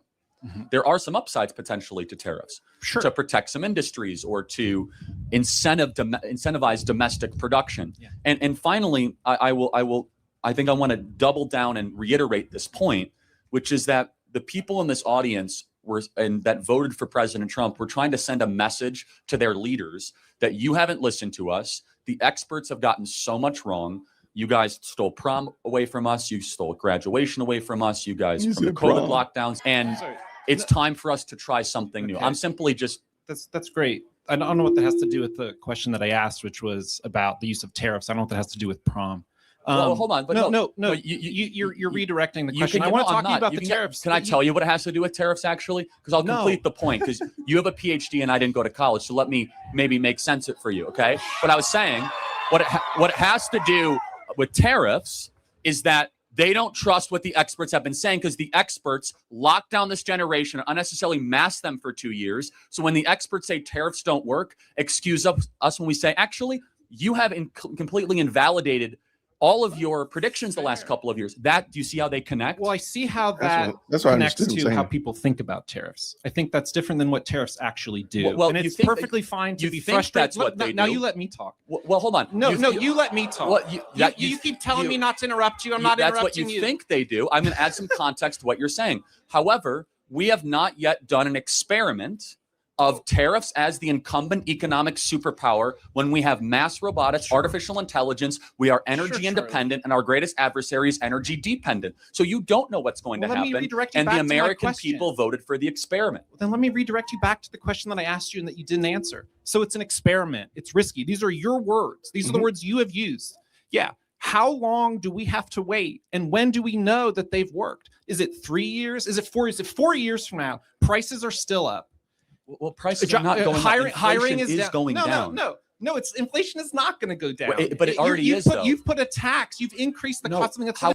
Okay, I would say in this regard, I do think Charlie should put the microphone down and just let the guy, because again, when you let them talk, they will eventually stumble. I think he should just go back to putting the microphone down and letting the guy talk, because I do think that it's just becoming combative. And I think Charlie's doing fine, but I think this gentleman needs to get everything out so that he can actually hear what he's saying.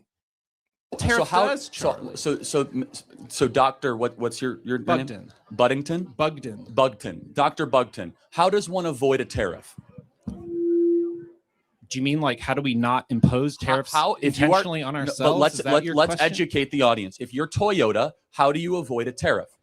In the current climate, you would build cars here, which Toyota does. Toyota invests $1 billion. Trillions of dollars are coming into the United States thanks to tariffs. Trillions of dollars. NVIDIA pledged $500 billion. Those have nothing to do with the tariffs. Those were pre-existing agreements. Toyota just announced 10 new plants in Indiana and Ohio because of the tariffs. Okay. Hyundai the same. How long do we wait? How long until they build those plants? Is it next year? Is it 5 years? Is it 6 years? They've announced it. They're going to break ground soon. However, I think the more operative question that you're asking is that if something doesn't work, President Trump will not follow it blindly because he's not an ideologue on this. You can laugh and you can kind of shrug your shoulders. In fact, he's a patriot. Unlike the prior president, he actually cares about the well-being of the American people. And so if what he is doing with tariffs start to have overwhelming evidence that it's not working for the American people, then he will pivot or adjust. But let me tell you the other component. We're about to pass a massive tax bill in conjunction with the tariff strategy that will make us the most desirable market on the planet to do business. The American worker is about to take more money home than they ever have in the last 50 years. Again, no tax on tips, no tax on Social Security, no tax on overtime. We're going to have a massive middle-class tax cut, an expanded child tax credit, things that the Democrats and Joe Biden refuse to do. President Trump is going to deliver in massive numbers. So I would like to say, despite what the experts say, oh, there's a recession coming, it might be true. But again, this is the same expert class that has completely lost any credibility with the American people the last couple of years. President Trump's been in office for 80 days. Remember when everyone was complaining about the price of eggs? Well, the price of eggs has gone down. The price of oil has gone down dramatically, like $20 a barrel. Give President Trump some time. And by the way, it only took him 10 days to solve the border crisis. Turns out we did not need a border bill. We just needed a new president to secure the southern border.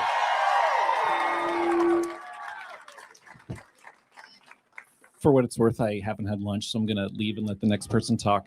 Sure. I just want to say, I do want to reiterate my point. It's for you to reflect on and for everyone here to reflect on. It is a risk. And the president has taken an enormous gamble, not with some abstract thing called the economy. It's your future.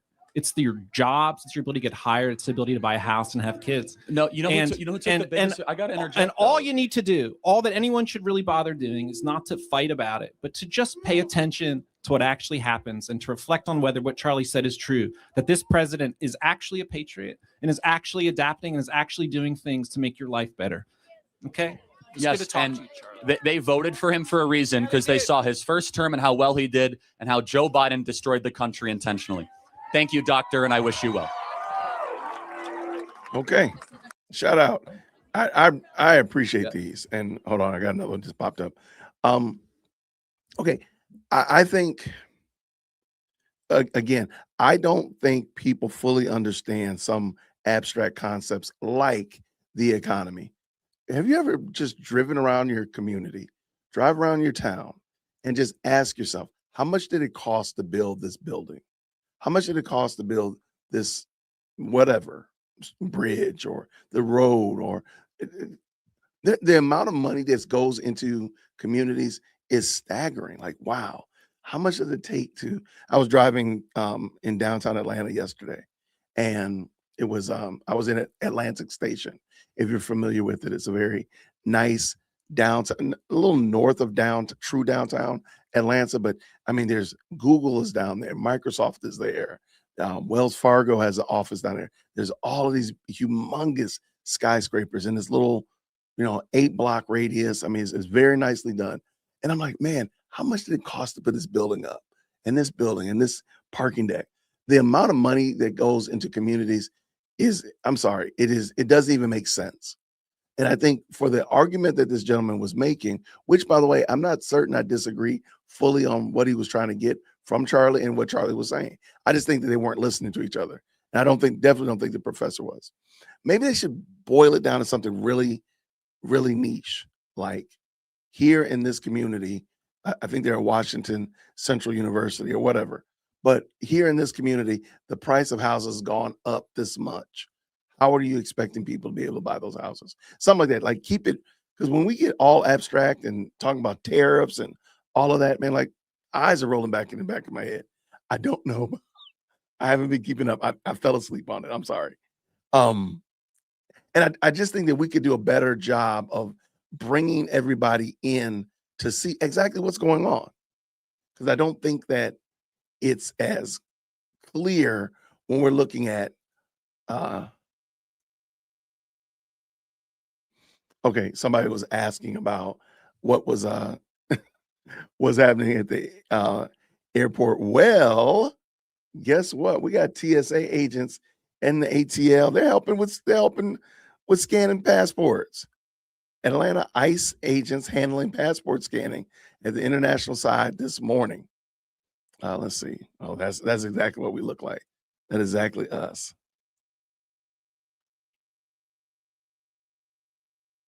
Man, they're calling out still. Okay. Let's see. What? That is the most Atlanta thing you're gonna see. That is so Atlanta. Okay, so airport this morning. Let's see what this says.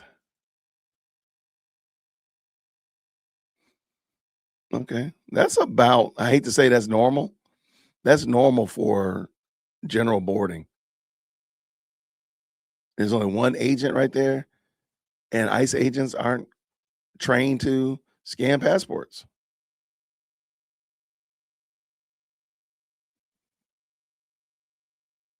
Okay. Let me see. Is there anything else? Yeah, this is Atlantic Station. Oh my gosh, yes. I'm like, look at this buildings, man. No, this is not Atlantic Station. This is across from the Mercedes-Benz Stadium. Sorry. But man, like, that's crazy. I hate to say, yeah, that's like Christmas normal. Let me say it like that. It's like Christmas normal. Here's another one right here. Oh, this is TSA pre-check. Okay. TSA pre-check taken today, domestic, 4 a.m. Wait time is about 71 minutes. That's not good. That's supposed to be much better than that. But I mean, compared to several hours on Monday, okay. Shout out to pre-check. All right. 9:30 a.m. Atlanta Airport. That looks like pre-check. Yeah, oh, it is pre-check. I knew it. Okay, so yeah, that's pre-check right there. 7-minute wait. I really think it's just a matter of, okay, Atlanta Airport International side, photos taken at 8 a.m. Yeah, that is empty. That's empty, my dude. How you got me doing this, man? Okay, this is on the 25th. This is yesterday. Atlanta Airport this morning. Security line was out the door at 5:49 a.m. A major TSA staffing shortage tied to the ongoing government shutdown is driving longer wait times. TSA agents are currently working without pay and is clearly taking a toll. Many agents are not showing up to work simply because they can't afford to. I mean, that's unfortunate. I mean, that's horrible because they're just treating people like pawns. Okay, so that is definitely what it looks like outside. That is definitely what it looks like outside. Today's forecast. That's definitely Atlanta for sure. So shout out. Yeah, man. All right. So prayerfully, cooler heads are going to prevail, and we'll get something done with this TSA foolishness because it does look bad, especially as you're getting ready for trips. We're getting ready for the summer. Get ready for the summer, stuff like that. So I'm right there with you. All right, let us get going. Thank y'all so much. By the way, thank you so much to the very kind Adam. Thank you so much for being the stream sponsor. Can she get a better hairdresser? It looks like a little fake and bit nappy. Man, I think Candace had a glow up. I will say that. Is that what it's called? A glow up? I think, she hit that money train with George Farmer, and he is not, I mean, it did not disappoint. Once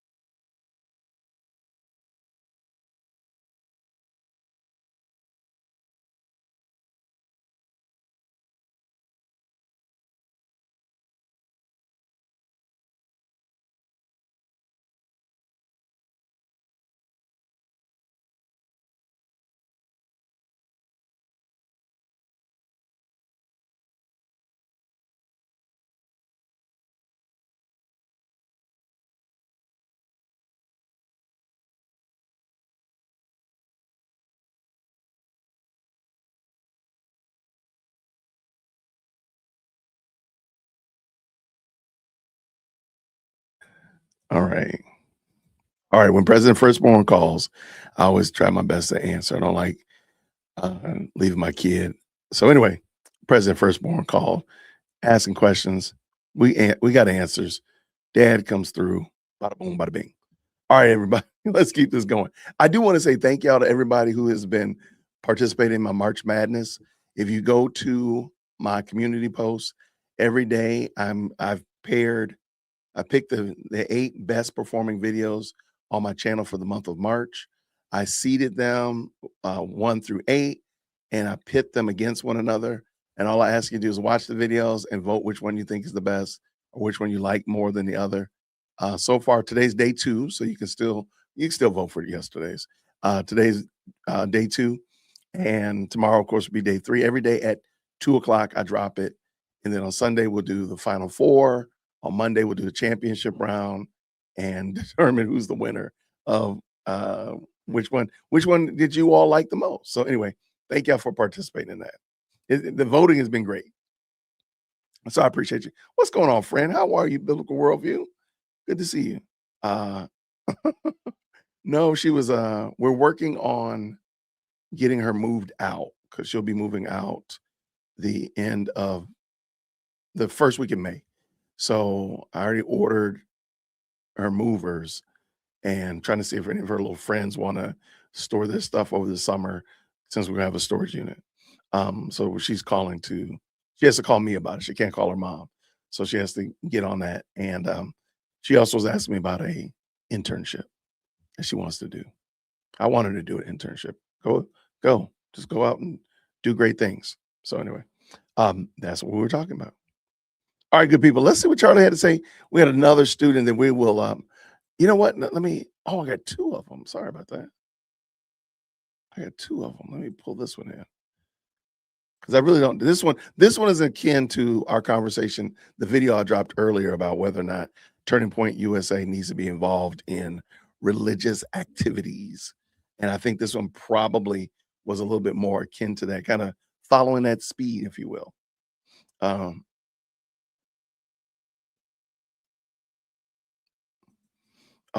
I pray all gets. Yeah, I do believe it'll probably get cleared up, but I just want to know, like, how do Democrats think they're going to win after this? Like, if they keep dragging this out, how are they going to win? Like, because I can see Trump bringing National Guard in for crowd control, more ICE agents, and such of that nature. But like, how do Democrats win from here? This is the Democrats to lose. I'm sorry. Yeah, this is the Republicans to lose. Like, Republicans would have to do something boneheaded to lose that. All right, let's bring this back in. Let's go. If you don't mind, my good people, green hearts in the chat when you can hear. You love the Bible, correct? It's the word of God. Exactly. Okay, perfect. Yes, exactly. So I'm just here not necessarily to debate, but more to understand your line of reasoning. I want to understand how when you practice preach religious governance and issues like that, as with your abortion and status on gay marriage, why don't you also support things like free lunches for kids? The Bible over 2,000 times mentions it, helping the needy at every instance, and that if you don't help the needy, you are not doing the word of God and he will not help you. Yeah, great. Did I mention the Bible once in my abortion argument earlier? Okay, I don't know. I'm just thinking. No, you didn't. I just want to be clear, though. I'm just thinking of what I've heard before. Sorry. No, but I do believe it's the word of God. Of course, we should help the needy. Can you show me a specific verse where it says, make sure you pay a bunch of money to the government and taxes to help the needy? I would say specifically that I think. Oh, man, she done walk right into the buzzsaw. Y'all, we got it, man. We're going to have to say a prayer for my little girl, right? She got a strawberry shortcake on her shirt. Y'all pray for shortcake because she done walk right into this. Man, she walked right into this hate maker. Good gracious, man.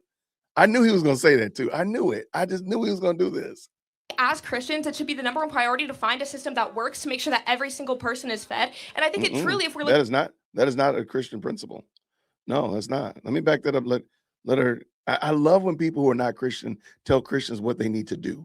That is some crazy work. That's some crazy work.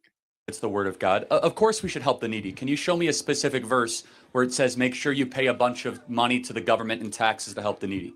I would say specifically that I think as Christians, it should be the number one priority to find a system that works to make sure that every single person is fed. And I think it truly, if we're looking at the word of God, you have to look at the fact that you should go through every cost yourself. As the Bible specifically says, I can pull up a verse on my phone right now that says specifically in the Bible that you should feed the needy at the cost of yourself. You should help those in need. Hold on. Feed the needy at the cost of yourself? She talking fast, and I think she ain't saying nothing. That's an interesting one. And that's interesting. I want to see if she does pull out a At camera. cost yourself. If it's a couple pennies out of my tax dollars to feed those don't have food, I think that's a Christian obligation of the government to fulfill. But no, that again, it's never biblically obligated to use the state to do that. Okay, The but then church should do that. Okay, perfect. And that's so I personally give a fair amount of my tithes and my donations to local churches to help do these things. And I hope everybody else does that as well. Okay. And in fact, I This kinda believe gets you. to the meat of my question. If I could get more to the meat of the question. Whoa, wait. And somebody mentioned earlier, like listening to answer and not listening to understand. To me, I don't think she listened to what that man said. I don't think she listened to what Charlie just said. I am going to back up a little bit. I don't think she listened to what Charlie Kirk said because he answered her question. She should say, okay, thank you, and keep it moving. She just wants the government to do something. Because what Charlie is saying is basically we are responsible to do that as individuals and individual church communities, not government, which I agree with wholeheartedly. All right, let's listen to how he answers and how she replies. Is to help do these things, and I hope everybody else does that as well. Okay. And in fact, I This kinda believe gets you. to the meat of my question. If I could get more to the meat of the question, then. So why do you think there should be some policies that should be governed at the state level, but then not other policies when it's sort of governed like this, when it's specifically over 2,000 times in the Bible? Right. So we go back to the Constitution because that's our core governance. So if it's in the Constitution, it should be there, such as border security, national security, printing of money, the Treasury, enforcing of interstate commerce, Department of Justice, those tariffs, collecting of duties. However, the government providing food to its citizenry is not in the Constitution, and it should be a last gap effort. And I suppose the question is, I don't know if you're a Christian or not, and if you are, wouldn't you say it's better for churches to feed people than the government to feed people? Yeah. Okay. So I am a Christian, and I do think that by any means necessary, the number one. Then why didn't you just answer the question then? Then he asked you a question. He asked you a yes or no question. I'm sorry, he asked you 2 yes or no questions. Are you a Christian, and do you think that it'd be better for individuals versus the government? You didn't answer that second question. Priority of every single citizen in society under Christian values, as you like to preach, should be to help their fellow man, to help them feed, help them get clothes, and help the needy. And I think that out here preaching, if you think that the government is a means of, at the end of the day, it's inevitable. The government is inevitable. And I think that we have to have that means that has such a mass scale of outreach to help feed people and to help give them their needs. I think that churches, they lack a lot of central organization that the government has to help reach out with them to help feed them. Let me ask you a hypothetical. If all the money we spend on the government to feed people went away, do you think the church would step up and make sure there's not a single hungry person in America? I think that they would try, but again, I think that the government is a unique position that as Christians we should be using to fulfill the will of God. How is the government in a better position than the church? Build that out for me. Yeah. Are there more churches or more government buildings in America? Yeah, so let me actually get to that. Can the church make laws? Well, no, but the church exactly. The church can can't make collect laws. money and actually deploy it much more effectively than the federal government can. In fact, okay, perfect. A question then. I got on taxes. I would love if my tax dollars went to helping people who needed food. That's my argument here. Well, I think that it does. Over $1 trillion a year goes to food stamps and SNAP and Medicaid. Perfect. So and I'm glad with no, that. but actually, it doesn't help them nearly as much as you think. Let me tell you why. Because then we subsidize bad eating habits of the poor, so that the working poor is very obese, so they go buy Coca-Cola, Pepsi, and Frito-Lays. And the church is not involved, where the church would then say, hey, instead of going to the local grocery store with a bunch of food stamps and SNAP benefits, why don't you come by our church and we'll feed all of you and a much more healthy meal made by our own members, and then you can hear the gospel afterwards. That's the church in practice. What the government does, and I want you to respond, what the government does is it creates distance, and it creates separation, and it creates murkiness between the person issuing the help and the person receiving the help. What private charity and philanthropy does, as the church designed it, is it's much more relational. So there's a single mom coming into the church saying, I can't feed my kids, I need help. I would believe that every church in America would not say, sorry, we're closed here. They would say, here's our food bank. Here's how we can help you. We will cook you a meal. We will give you what you want. Where the faceless government, we've seen this in Europe, and I don't mean to go on too long about this. In Europe, the state is huge. The government is huge, and the church is small. The church does not do charity. It does not do food banks. It does very little of that because the government takes care of it. I actually think that's deeply unhealthy. I want a small government and a big church where Europe has a big government and a small church. Okay. I have a few key arguments against that. What's Just the one argument? quickly, I think that people, despite like their monetary status and like where they stand in society, like monetarily, I think that they should be able to choose what food they get to some extent at the grocery store. But also too, I don't even. I hate this because she totally ignored what that man said. I'm sorry. I almost wanted. I almost don't even want to watch the rest of this because again, we want a small government and big church. And the problem is another aspect of this that Charlie doesn't bring up is because churches are detached from the giving and caring for their poor amongst them. Now they have more money to do things that don't apply to building a community, like building edifices that are entirely too big or all these other shenanigans and such of that nature. But if government got out of the way and people looked at churches as what they should be, as a means to help the poor, but also you have people to walk alongside you. So if you come to a church and say, hey, I'm down bad this month, and somebody walks alongside you and helps you, maybe you just need a budget. Maybe you need some help understanding how to do your finances or your taxes or whatever. Or maybe you need a job and they can help you. You might not be down bad next month or 2 months later. You might find yourself in a totally different position. That's not what happens in government. So I do think that Charlie did a great job of answering. I think this young lady just totally missed what he was saying because she wants to talk about whatever she's talking about. on that, like unhealthy food is substantially cheaper than good food. So that's also kind of that situation that Not you're as much pointing as you out. think, but yeah. But it is cheaper at the end of the day. If they're pinching pennies, then ultimately they're going to weigh a cost. We do 50 cents not less. I have to interrupt you. Just so we're clear, we do not have a starvation crisis in America. Right. I would say that I think that We there have an are a lot of obesity issues problem. with it. I think that the thing is we don't have necessarily starvation crisis, but we have a mismanagement of resources to the point where kids are going hungry. I'm not sure the exact rate, but they are going hungry. They're 10% of kids claim food insecurity. That's 10% of kids. But that means that they don't know where the next meal's coming from. We don't That's know important. what that term means. Right. Half of our kids are clinically obese by the age of 15. Okay, so that's let's go on. And keep in mind, there are terms like food insecurity, food desert, and such like that really are nebulous, and they use them as a bludgeon. But there's not an actual clear definition. What do you mean? Just because you're saying that I don't have access to food within 3 miles of my house, I don't know if that really means the same thing as you might think it means. That's my point. Okay. I think you can now. I think you can. But imagine that even if that, like what would change if the government stopped providing food stamps? I'm going to go on a limb and say that we would see a lot more community markets sprout up. We'd see a lot more churches stepping in, food banks stepping in, and it's such of that nature. But I really don't think people realize that there are situations that almost build upon themselves. So, for example, people that are poor that need, not just people who take advantage of, but need financial support from the government. Why do they need it? We don't actually ask that question. What if they needed it because they don't have a good job? They don't have any trade skills. They don't have a good education. And the church was able to step in and help them with that and provide them with a job. And now they are gainfully employed and they're not down bad. Or help them with their job skills so that they can get a better job.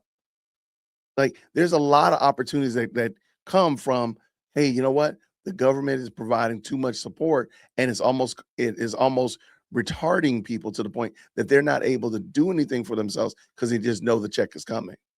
But if we remove that check is coming, now they're working a little bit harder. They're a little bit more lean, a little bit more intentional. And look at that. All right, let's go.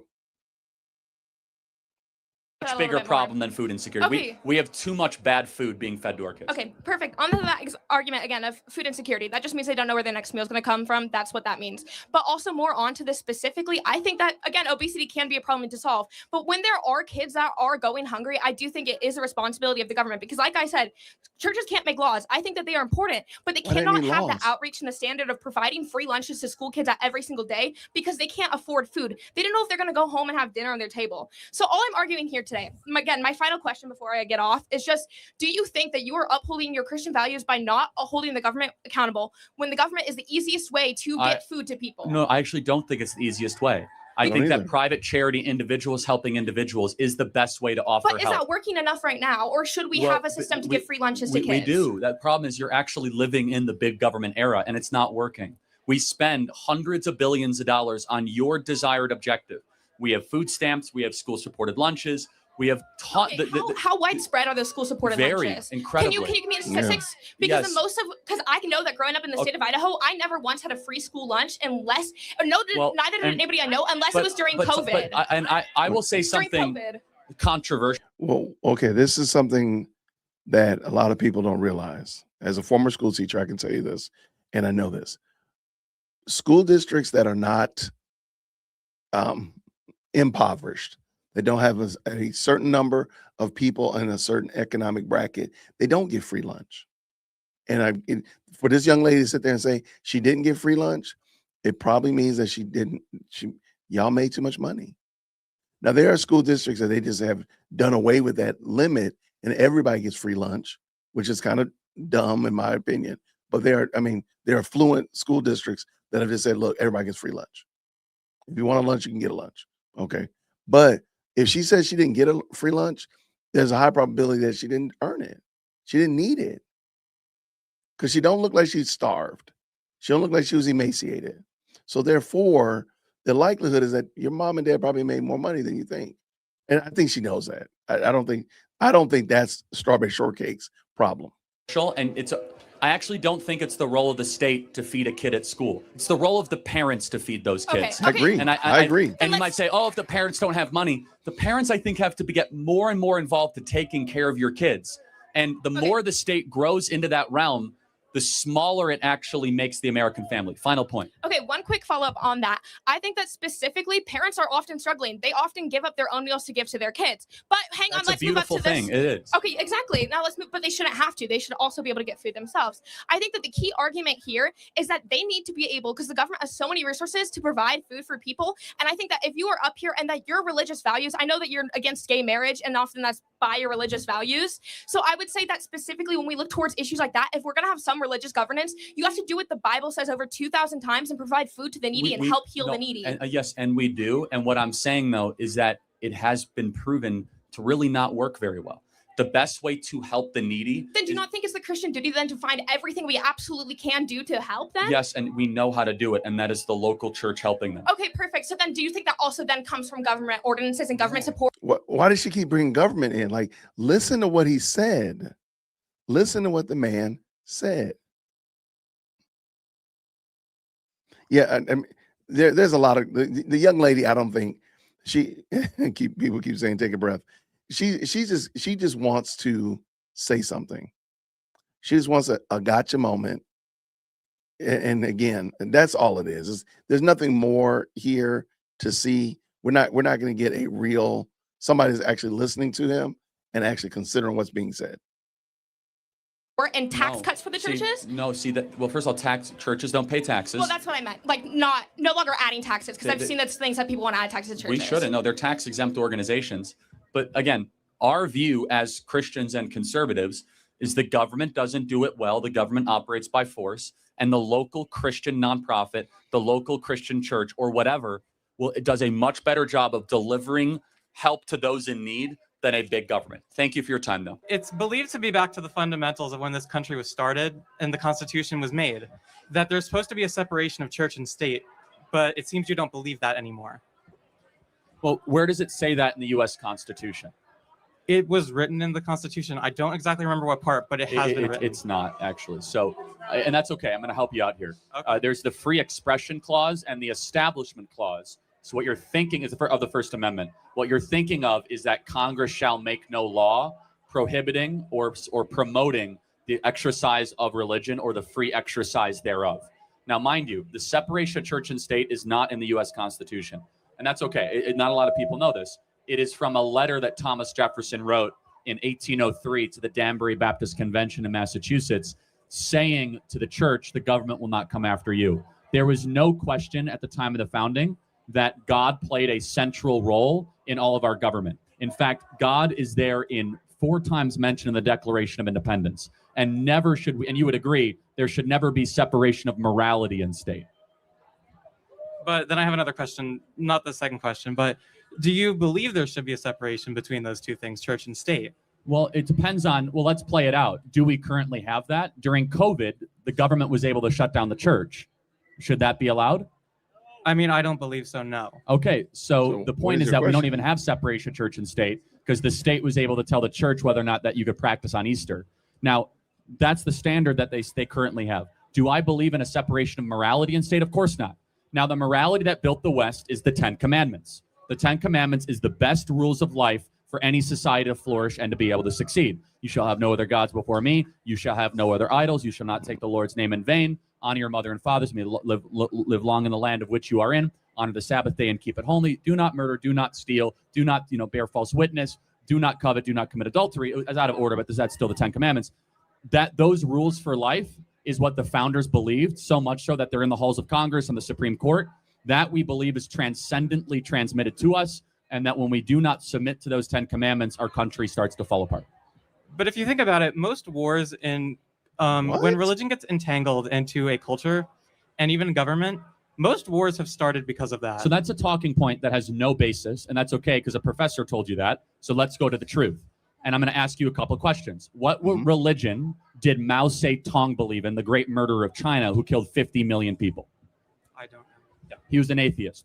What religion did Joseph Stalin believe in, who killed over 30 million people of the Soviet Union? An atheist. He was an atheist. So that's 80 million people murdered in 2 countries in just the 20th century that did not believe in any religion. So it's an easy talking point to say that religion causes war, but in reality, it seems as if actually totalitarian dictatorships rooted in atheism and a lack of the divine is what caused more human suffering in the 20th century than not. Adolf Hitler was not a Christian. Adolf Hitler was at war with God and thought he was God and a total maniac. So there is no basis for what you're saying. You might be thinking about like the Crusades or something like 600 or 700 years ago. I wouldn't give or him the maybe Inquisition. If that's the case, I think you need a better argument because religion actually keeps people sane, free, and moral, not towards war and conflict. But isn't the war that's currently occurring in Israel and Palestine over religion and their land? Yes and no. It's more over territories and boundaries. Of course, they're religious wars, but if you look at the major wars over the last 30 or 40 years even, some are religious, some are not. But Russia and Ukraine, are they fighting over religion? No. No. Or Central African Republic Civil War, are they fighting over religion? No. So it's an easy talking point. There really is no truth to it in the modern era. I've researched your positions. I know you've come out and said you don't believe in the separation of church and state. And no, I think that was a solid answer. What y'all think about that? I think it was solid. Let's go. I'd like to ask you why, even though there's the non-establishment clause, freedom of religion, and then there's lawsuits in the historically like Engel versus Vitale that come out to say that church and state should be separated. It's a fair question. So I don't believe in a national church. Okay. More importantly, let's forget church and state. Okay. Can we both agree there's no separation between morality and state? I agree. Okay. It's just lawmaking. That's cool. That's where I really live in. What I'm saying, though, is the church should influence that morality. That's what I mean by that. Because at some point, people are going to have to make a decision of what is good and what is bad, what is permissible and not permissible. And I think the church or Christianity should inform those decisions. So, okay, I understand where you're coming from, and it's undeniable that there's been a heavy Christian influence on our nation, right? I think 55 out of 56 founding fathers. Exactly. Christian, you know my stuff. I do. Yeah, I've looked at your stuff. Yeah. But where I disagree is putting the 10 Commandments in classrooms, things like that. Well, so let's pause on that, if that's okay. Yeah, go ahead. I'm guessing you're not a Christian. That's okay. I'm Hindu. That's fine. So even as a Hindu, what moral objection to the 10 Commandments could there would you agree if everybody followed the 10 Commandments, better place to live? So there's obviously command. I would have just whittled it down and said, which one of the 10 commandments do you not want to follow? Which one of the 10 commandments do you not want to follow? To me, that's getting out of the nebulous and getting right down to the brass tacks. Which one? Cheating, lying, murdering, honoring your mother and father. Which one do you not want to follow? Or flip it on its head. Which one would society be better if we just didn't follow it at all? Which one? Tell me which one. And I think that would have been good. But let's see what he says. Shout out to him. It's like thou shalt not kill. I mean, these are just moral standards. Yeah, that but I almost think everyone in follows. Hindu philosophy, the only one that would be is, don't take any other gods before me, being a that's what I was polytheistic thinking. faith, right? Okay. Having no idols, that would violate Hinduism, right? Mhm. But I mean, honoring your father and mother, Hindus are pretty good with that, right? We try. Not coveting, right? Not stealing, not committing adultery. I imagine that's against Hindu religious teaching, right? It is. What I'm getting at is, despite the monotheism that is embedded in the 10 Commandments, you can agree that it does have good external moral teaching, right? Mhm. And that's what I'm getting at, is that I encourage anybody to show me a better book, a better teacher than the Bible to create good citizens. The Constitution. Well, does the Constitution morally teach us? The Constitution's a template, right? I think, but is it the place of classrooms to tell children what their morals should be Interesting based off question. of a religious document? Does do, in though. a classroom? This is a really important question you asked. Mhm. If a kid is sitting in a desk, another kid, and he hits the other kid, should the teacher say that's wrong? Yes. The teacher's teaching morals. Right. If the kid goes and steals his lunch, is it for the teacher to say don't steal? If the kid goes around and starts harassing and bullying another kid, should the teacher say don't do that? But what about those 2 commandments? No, hold on. No, I'm going to get answer there. that. The teacher, of course, should come and say, stop it, don't do that, because the teacher is appealing to a moral order. We think that moral order should be in every classroom, the 10 Commandments, should be referring to that. This is why you shouldn't do that. This is why that. Now, as far as those 2 commandments, I have a brutal truth to tell you, that albeit I'll posit that not every founding father was Christian, they were all monotheistic. Polytheism does not mix very well with Western social order. I'm not criticizing Hindus. It's all good. But monotheism is a Western idea. One God, one morality. And here's why. When you have multiple gods, you get different moralities. And the West largely has embraced the idea that there is a standard of conduct, that there is a best way to live.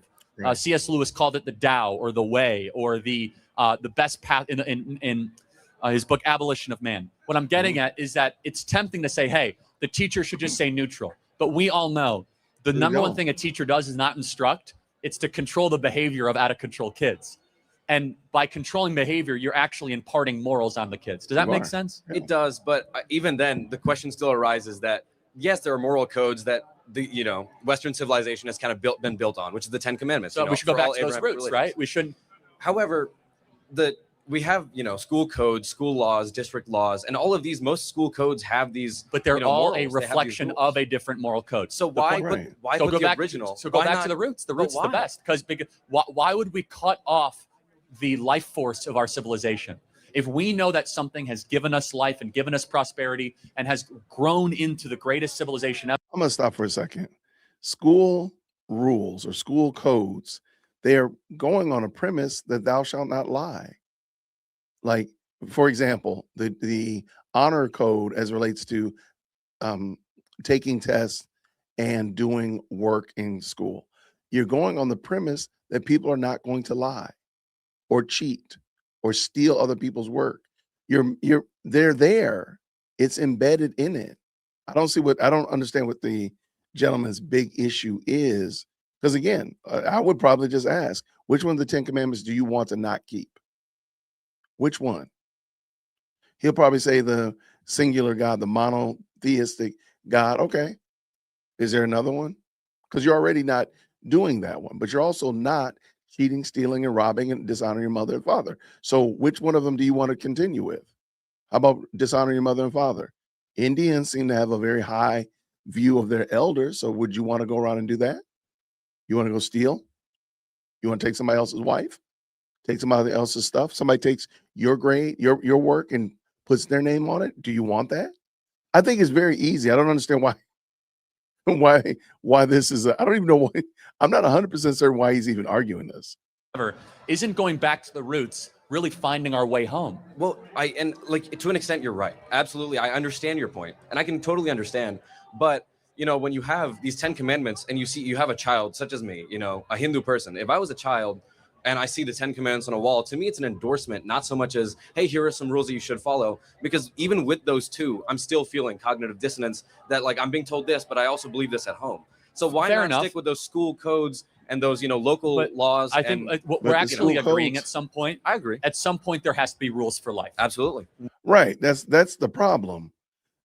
Because please keep in mind, Hindus and Indians have a different perspective about me as a highly melanated black man. They have a different perspective on us. So maybe maybe y'all do need to follow the 10 commandments, my dude. So I do think that's interesting. We Let's think finish. the best rules for life were given to Moses on Sinai. We think that was the best way for human beings to live. We slightly disagree. We but- disagree. And don't I care. would contest, though, can you show me a civilization that is as prosperous as the West that embraces polytheism? The United States of America? Well, we're not polytheistic. We embrace it. Well, no, we the don't. First Amendment. No, It's hold freedom on. of religion. No. It's not We don't embrace polytheistic. polytheism. Okay, we are a monotheistic civilization fundamentally. For example, in the Declaration, God is mentioned 4 times. It even says ordination in the Constitution. Now, you are right. You can be a polytheist, right? Right. At some point, though, the Western moral order does believe in the idea of a singular God.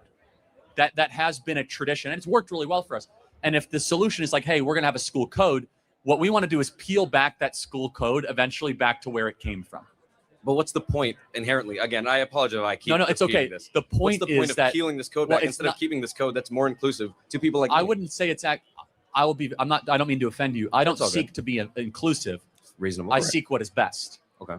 And the 10 commandments are what is best. Again, and so would it be offensive to a young Hindu kid? Maybe, maybe not. But it also is a reminder they're living in a country that is a monotheistic country. If I went to India and there was, you know, the Vishnu or whatever Vishnu, yeah. right, code, I wouldn't be offended because I'm a visitor in a polytheistic country. Does that make sense? So if I go to China and they have the Confucian code for kids to live by, I wouldn't be like, well, take that down because I'm a Christian. So it's sometimes when you're a visitor into a monotheistic culture, think you can still have your own beliefs, but understand monotheism is one of the most important, ethical monotheism is one of the most important worldview elements that created this amazing civilization. Absolutely, yeah. So thank you for your time. I Yeah, of appreciate it. I don't think that they were disagreeing. I just think the young man wanted to push back, but I thought that was a good ending, though, for sure. I think he hit the nail on the head. But I don't think they really were disagreeing. Were they really at odds? Were they? I don't know if they really were at odds. Our country was founded on the principles of Christianity, not Hinduism, Buddhism, Islam, or others. I agree. Yeah. I think, Charlie, that was a great ending. I think he did an excellent job. Now, all right, we're going to round these bases. I want to say thank y'all to everybody. We got about a little over 100 and some change that have stopped on by. 117 popping into the best live chat on the internet. Thank you so much for tapping in. Make yourself known. Go ahead and jump into the chat. Say what's up to your people. Say what's up. Okay. There's been this question going around about why Erica Kirk, Turning Point, is not suing people. Matt Walsh, I don't know if y'all saw this. Matt Walsh actually answered this. So I'm going to go and I'm going to tap in Neeson Black. Shout out to Neeson Black, excellent content creator. Y'all get over there and check that brother out. I'll make sure I leave those videos. The link will be down in the description. But he went over Matt Walsh's response or answer to why Erica Kirk, Turning Point, probably are not going to sue many people like we think they should. We probably here agree that we want them to sue a lot of people. Well, there's a little bit of a problem, and I kind of agree with them. So let's bring this in. Green hearts in the chat when you can hear. Let's go. Let's go. Appreciating every single one of you all the time. Listen, Erica Kirk situation, it's all bad. It's just really all bad. And we're not talking specifically about her. TPUSA definitely has some things that needs to be working out right now. It has some things that needs to work on and it needs to fix. But the Erica Kirk, character assassination is just on another level. Now, I think maybe a week ago, this clip I'm going to show you, actually, Matt Walsh actually addressed this as this, I think it was an AI generated recording of Erica Kirk going around that is completely horrendous. I mean, at this point, at this point where she can't technically sue. He's going to get into the whole entire thing over here, but where she can't technically sue for every single thing that somebody says. I mean, just come on, man. This stuff is ridiculous. It's out of bounds. And it just goes again to show the moral decay that has happened in this society, where people will take things like this and try to, cause hurt and defamation, not only to anybody, it's already a problem, but to a widow whose husband was killed in front of the whole entire world. The whole entire world had to watch this assassination. She has to grieve in front of the whole entire world. That's the widow that you're going to choose. And this is where it comes to moral decay. Because if you see inside of the Bible itself, you have a major, major problem with the way that you treat widows and orphans. It's a major, major issue. But because a lot of these people are not biblically sound, no matter what they profess, no matter what they claim to say to you, they are very, very far from the truth. Let's hear what Matt Walsh had to say.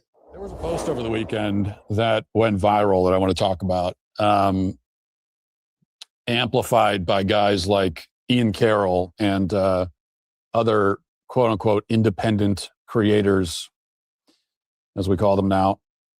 And I'm not going to put the post up on the screen or read it because it's totally false. It's just, I will summarize it by saying that this post that was all over X and maybe other platforms as well, is just another volume in the ever-expanding library of anti-Erica Kirk defamation. And basically the post claimed that an audio recording, which they also posted the audio recording, depicts Erica helping to facilitate sex trafficking for Jeffrey Epstein. Now, it's not true, obviously. It's totally made up. Plus, the recording is from over like 20 years ago when Erica herself would have been a minor. So this person was accusing Erica as a child of being involved in a facilitating capacity with sex trafficking. Totally insane. Not true at all, clearly.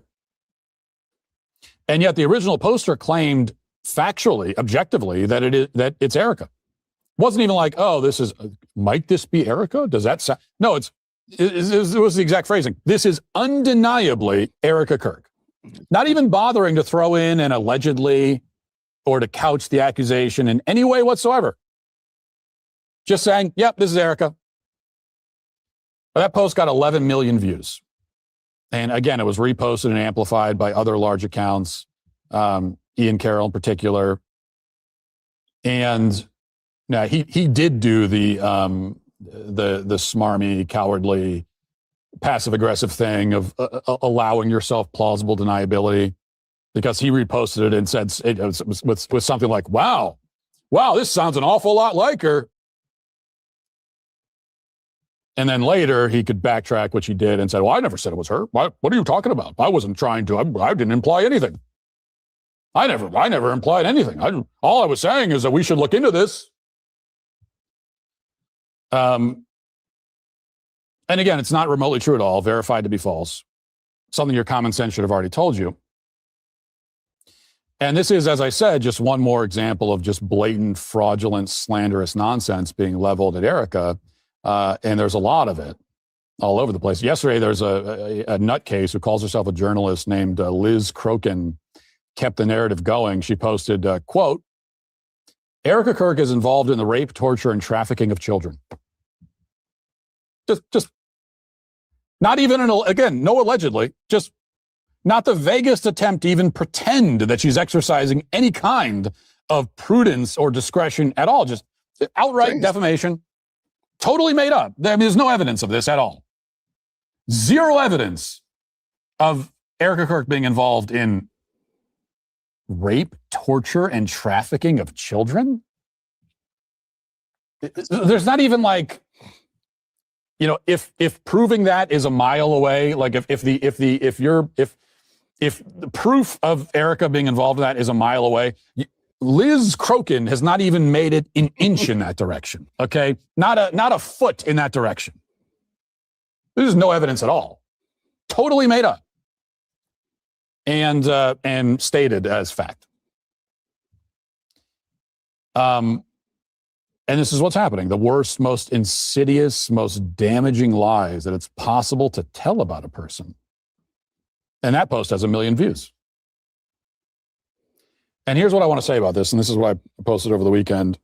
I want to say it here too, because it's important. And there's a reason I bring it up.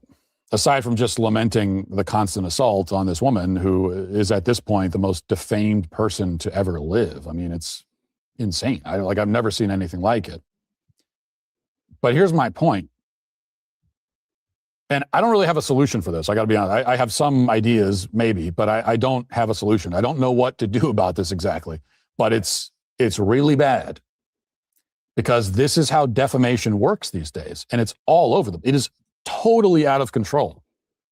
And it's only going to get worse. You bring in AI and all that kind of thing. I've been warning about that. Other people have warned about it. But as AI videos and AI audio and that sort of thing gets even more sophisticated, this is only going to get worse. And what you need to understand, if you don't, I think a lot of people I think a lot of people don't get this, maybe because they're just not as clued into this particular problem. And if you've never fallen victim to it, then I would see why you wouldn't be. But the victims of this kind of thing are almost powerless to do anything about it. There's almost nothing you can do about it. That's the reality that I think most people don't quite understand. I keep hearing about Erica. People say, well, if none of this stuff is true, why won't she sue? Well, I'll tell you why. And this is a case, again, here's a case study, microcosm. Can Erica sue over any of this stuff? Sure, she could sue. I mean, I hope she does, just as an outside observer. You can sue anyone. Right? Anyone can sue anyone. That is for sure. So if the question is, can so-and-so sue this other person? The answer is always yes, they can. You can sue anyone for anything. But to win a lawsuit, well, that's a different matter. Because in order to win, she would have to prove that this person, first of all, posted this nonsense knowing that it wasn't true. That's proving malice. She would have to prove, that's the standard for someone, especially someone who's a quote unquote public figure. Right? And what's a public figure? Well, I guess like if a lot of people know who you are, then you're a public figure, basically. Mm-hmm. If you're not a public figure, the standard is a little bit lower. But if you could be considered a public figure by the courts, you have no hope of getting anywhere unless you can prove not only that the claim is false, but also, and in this case, the proving it's false thing would be easy to do because the claims are so ridiculous. But oftentimes, depending on what the defamation is, even that part is like proving a negative. I mean, there are many times when someone can make a claim that, oh, you said this or you did this. Now I got to prove that didn't happen. I mean, infamously, proving a negative is very, very hard to do, even if it's clearly not true. That's why in a court of law, in a criminal court, if someone is accused of a crime, they don't have to prove they didn't do it, because we all understand that proving you didn't do something, like if you're saying, well, if you're coming to me and accusing me of killing someone, I don't have to prove to you I didn't. Because in many cases, I might prove that I didn't do or say this on this specific time at this. I mean, unless there's video of me at that moment, I might not be able to prove that. And this is why it's so important for a lot of us. And I found this to be very educational. The reason why I found this to be very educational is because we all of us, have been saying she's going to sue them. Eventually it's going to happen. Why doesn't she sue them? Then it turned in, what's going on? Why is Erica not suing them? And it turns out that it's very hard to actually prove all of this in court, all of these different aspects and different components of what is involved in a court case, a defamation case. And it's not so simple. So the horrible part about this is that it's very hard to prove. And the likelihood of Erica Kirk even winning a case, let alone against Candace or anybody else or Ian Carroll, whoever it is, whoever she would decide to put this lawsuit towards, right? There's a few different things. They may look at her afterwards, even worse sometimes, by serving someone papers, you end up still being the villain in the first place. Right. Right. That's just what it is, especially with this, especially when you have an audience of people who, conspiracize everything. Everything becomes a conspiracy. Everything, you will always be the villain no matter what. Whether you win or you lose, the fact that you serve the papers, you already have an issue. The second thing is that it's very hard to prove, like he said, that she knew, that they knew, in current, all these other people, that they would have known what it actually was. It would have it takes a lot in order for you to be able to prove that. So it's not so easy, as much as many of us will want to see some type of lawsuit here. It's just not that easy for it to be done. And so I found this very educational, and it also, here's the good part about it. Though the good part is that God gets to win. Right? So at that point, when there's nobody else that can save you, there's nobody else that can come to your aid. There's no actual physical or material method by which you can be victorious, then you have to rely on God. And that sometimes is as they would have wished they would have been able to have been absolved by a court case. But no, the onus is on you. If you're accusing me, well, no, you have to prove that it happened. And if you can't prove that it happened, then the assumption is that it didn't. But over here, when it comes to defamation, it's flipped on its head. Right. Where you have to prove that the thing is not true. Okay, well, let's say you get over that hurdle, and in many cases you can, but not always. Well, now you have to prove that the person who said you did it knew when they said it that it wasn't true. Mm. And that's almost impossible to prove in most cases. I mean, it's almost impossible. Like, how can I prove? So now I got to prove not only that I didn't do something, but I have to prove what was in your head when you said it. How am I supposed to do that? I can't do that. That's almost impossible most of the time. And that alone right there is reason enough why 99% of the time when someone's being defamed, especially as a quote unquote public figure, it's like you don't even, I can't clear that hurdle. I can't prove malice. I can't prove, like, I know what you're doing and you know what you're doing. Common sense shows what you're doing, but I can't prove what's in your own head. I can't prove what's in your heart. Okay, so I'm going to just pause for a second before I think Neeson Black is about to do an ad read or whatnot. I think it's looks like an ad read, but let me just say this. This is one of the reasons why when we had Nick come on, this is why Nick is very, very pensive about saying somebody has a case, because there are things and elements that are hard to, again, it might almost not be worth it to fight it. Now, I do believe that Project Constipation did, in fact, do the wrong thing. And I still think that she should sue them and sue Candace. I do believe that. However, if she doesn't, I do understand why she wouldn't, is all I'm trying to say. And I believe that's the takeaway I got from this, is that if she didn't sue them, I totally understand why she would not do it, because there's other things at play. And again, like that, this is mental energy that's being taken away from doing what TPUSA needs to be doing, which I think getting rid of the culling the herd, getting rid of the disease and the rot within TPUSA, building a good team, and making Charlie's legacy viable. I think that's more important than protecting your name, in my opinion. But yeah, I think that was my takeaway from that. So let's finish up with Neeson. I want you all to see this verse. This is very, very important. This is Exodus 22, verses 21 through 23.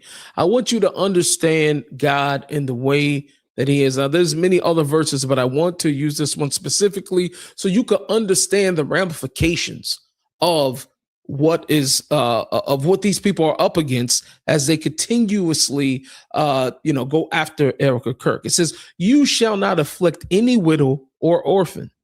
If you afflict them in any way, and they cry out to me, I will surely hear their cry. My anger will burn, and I will kill you by the sword."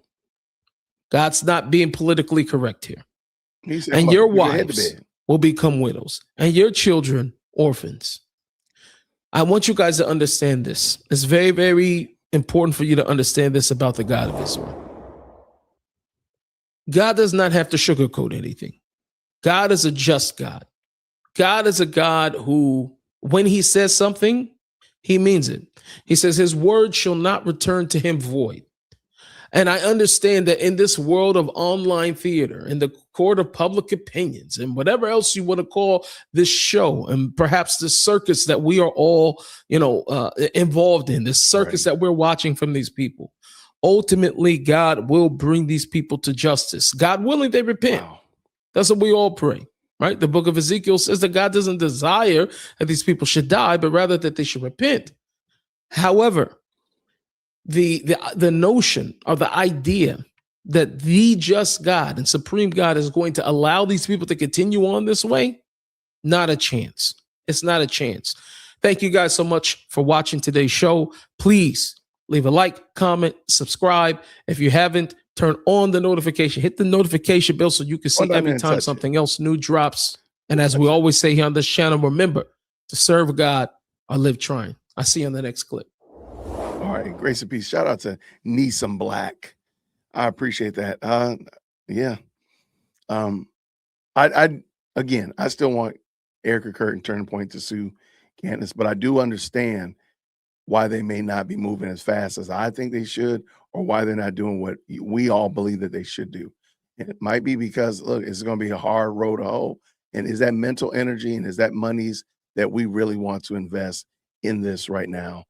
I think that's what they're saying, but I'm not 100%.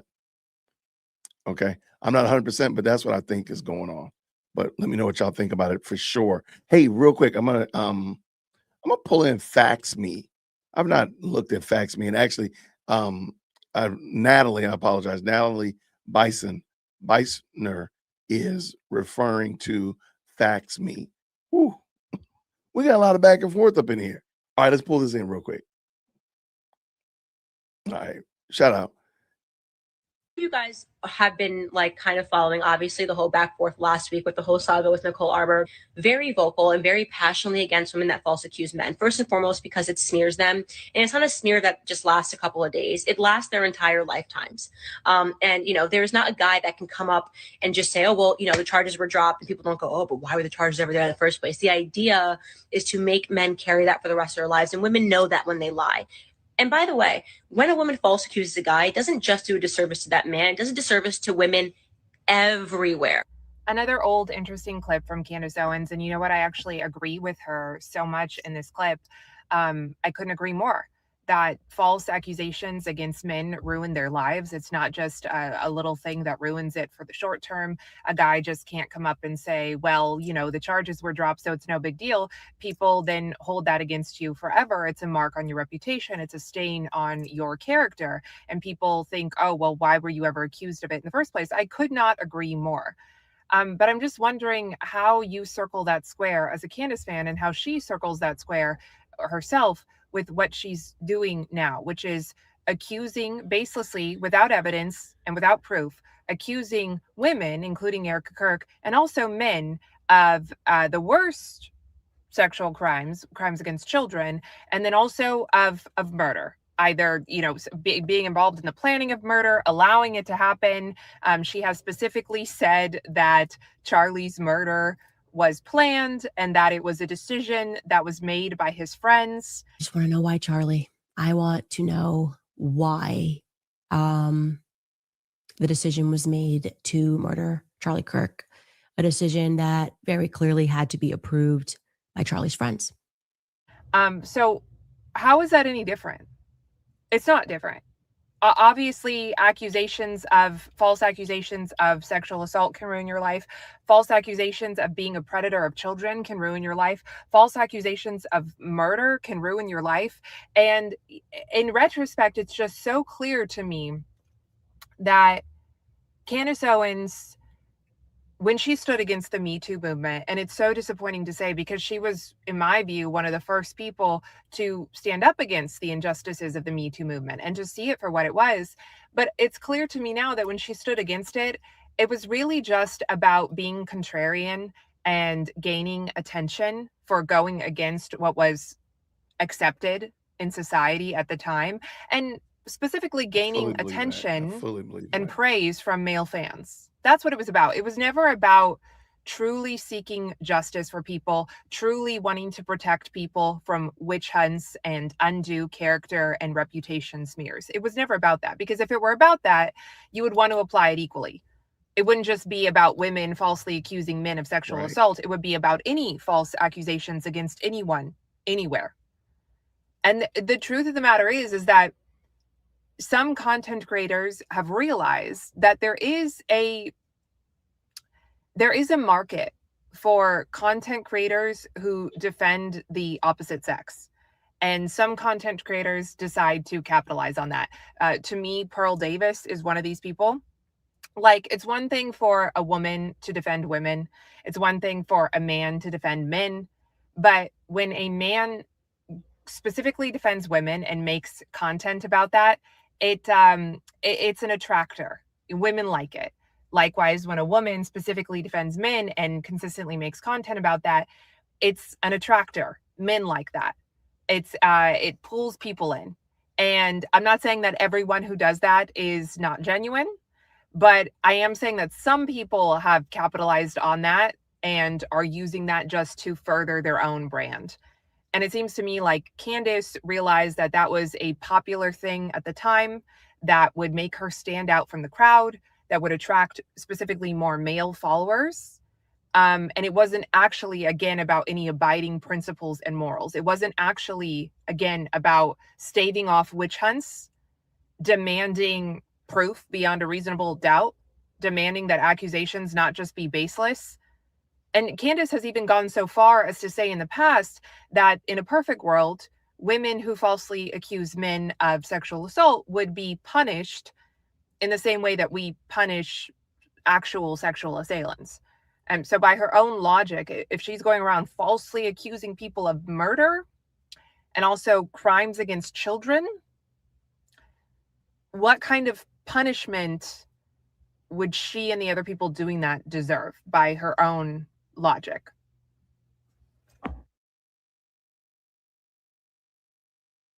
I think that's a great question. I would also just add that in that video, Candace ends by saying she'll always stand on the side of men, not on the side of truth, but on the side of men. Not saying that all men are wrong, not saying that all men are right, not saying the same thing either that about women. Why are you not standing on the side of truth and not just a gender specific? So I think that helps Natalie's case as well.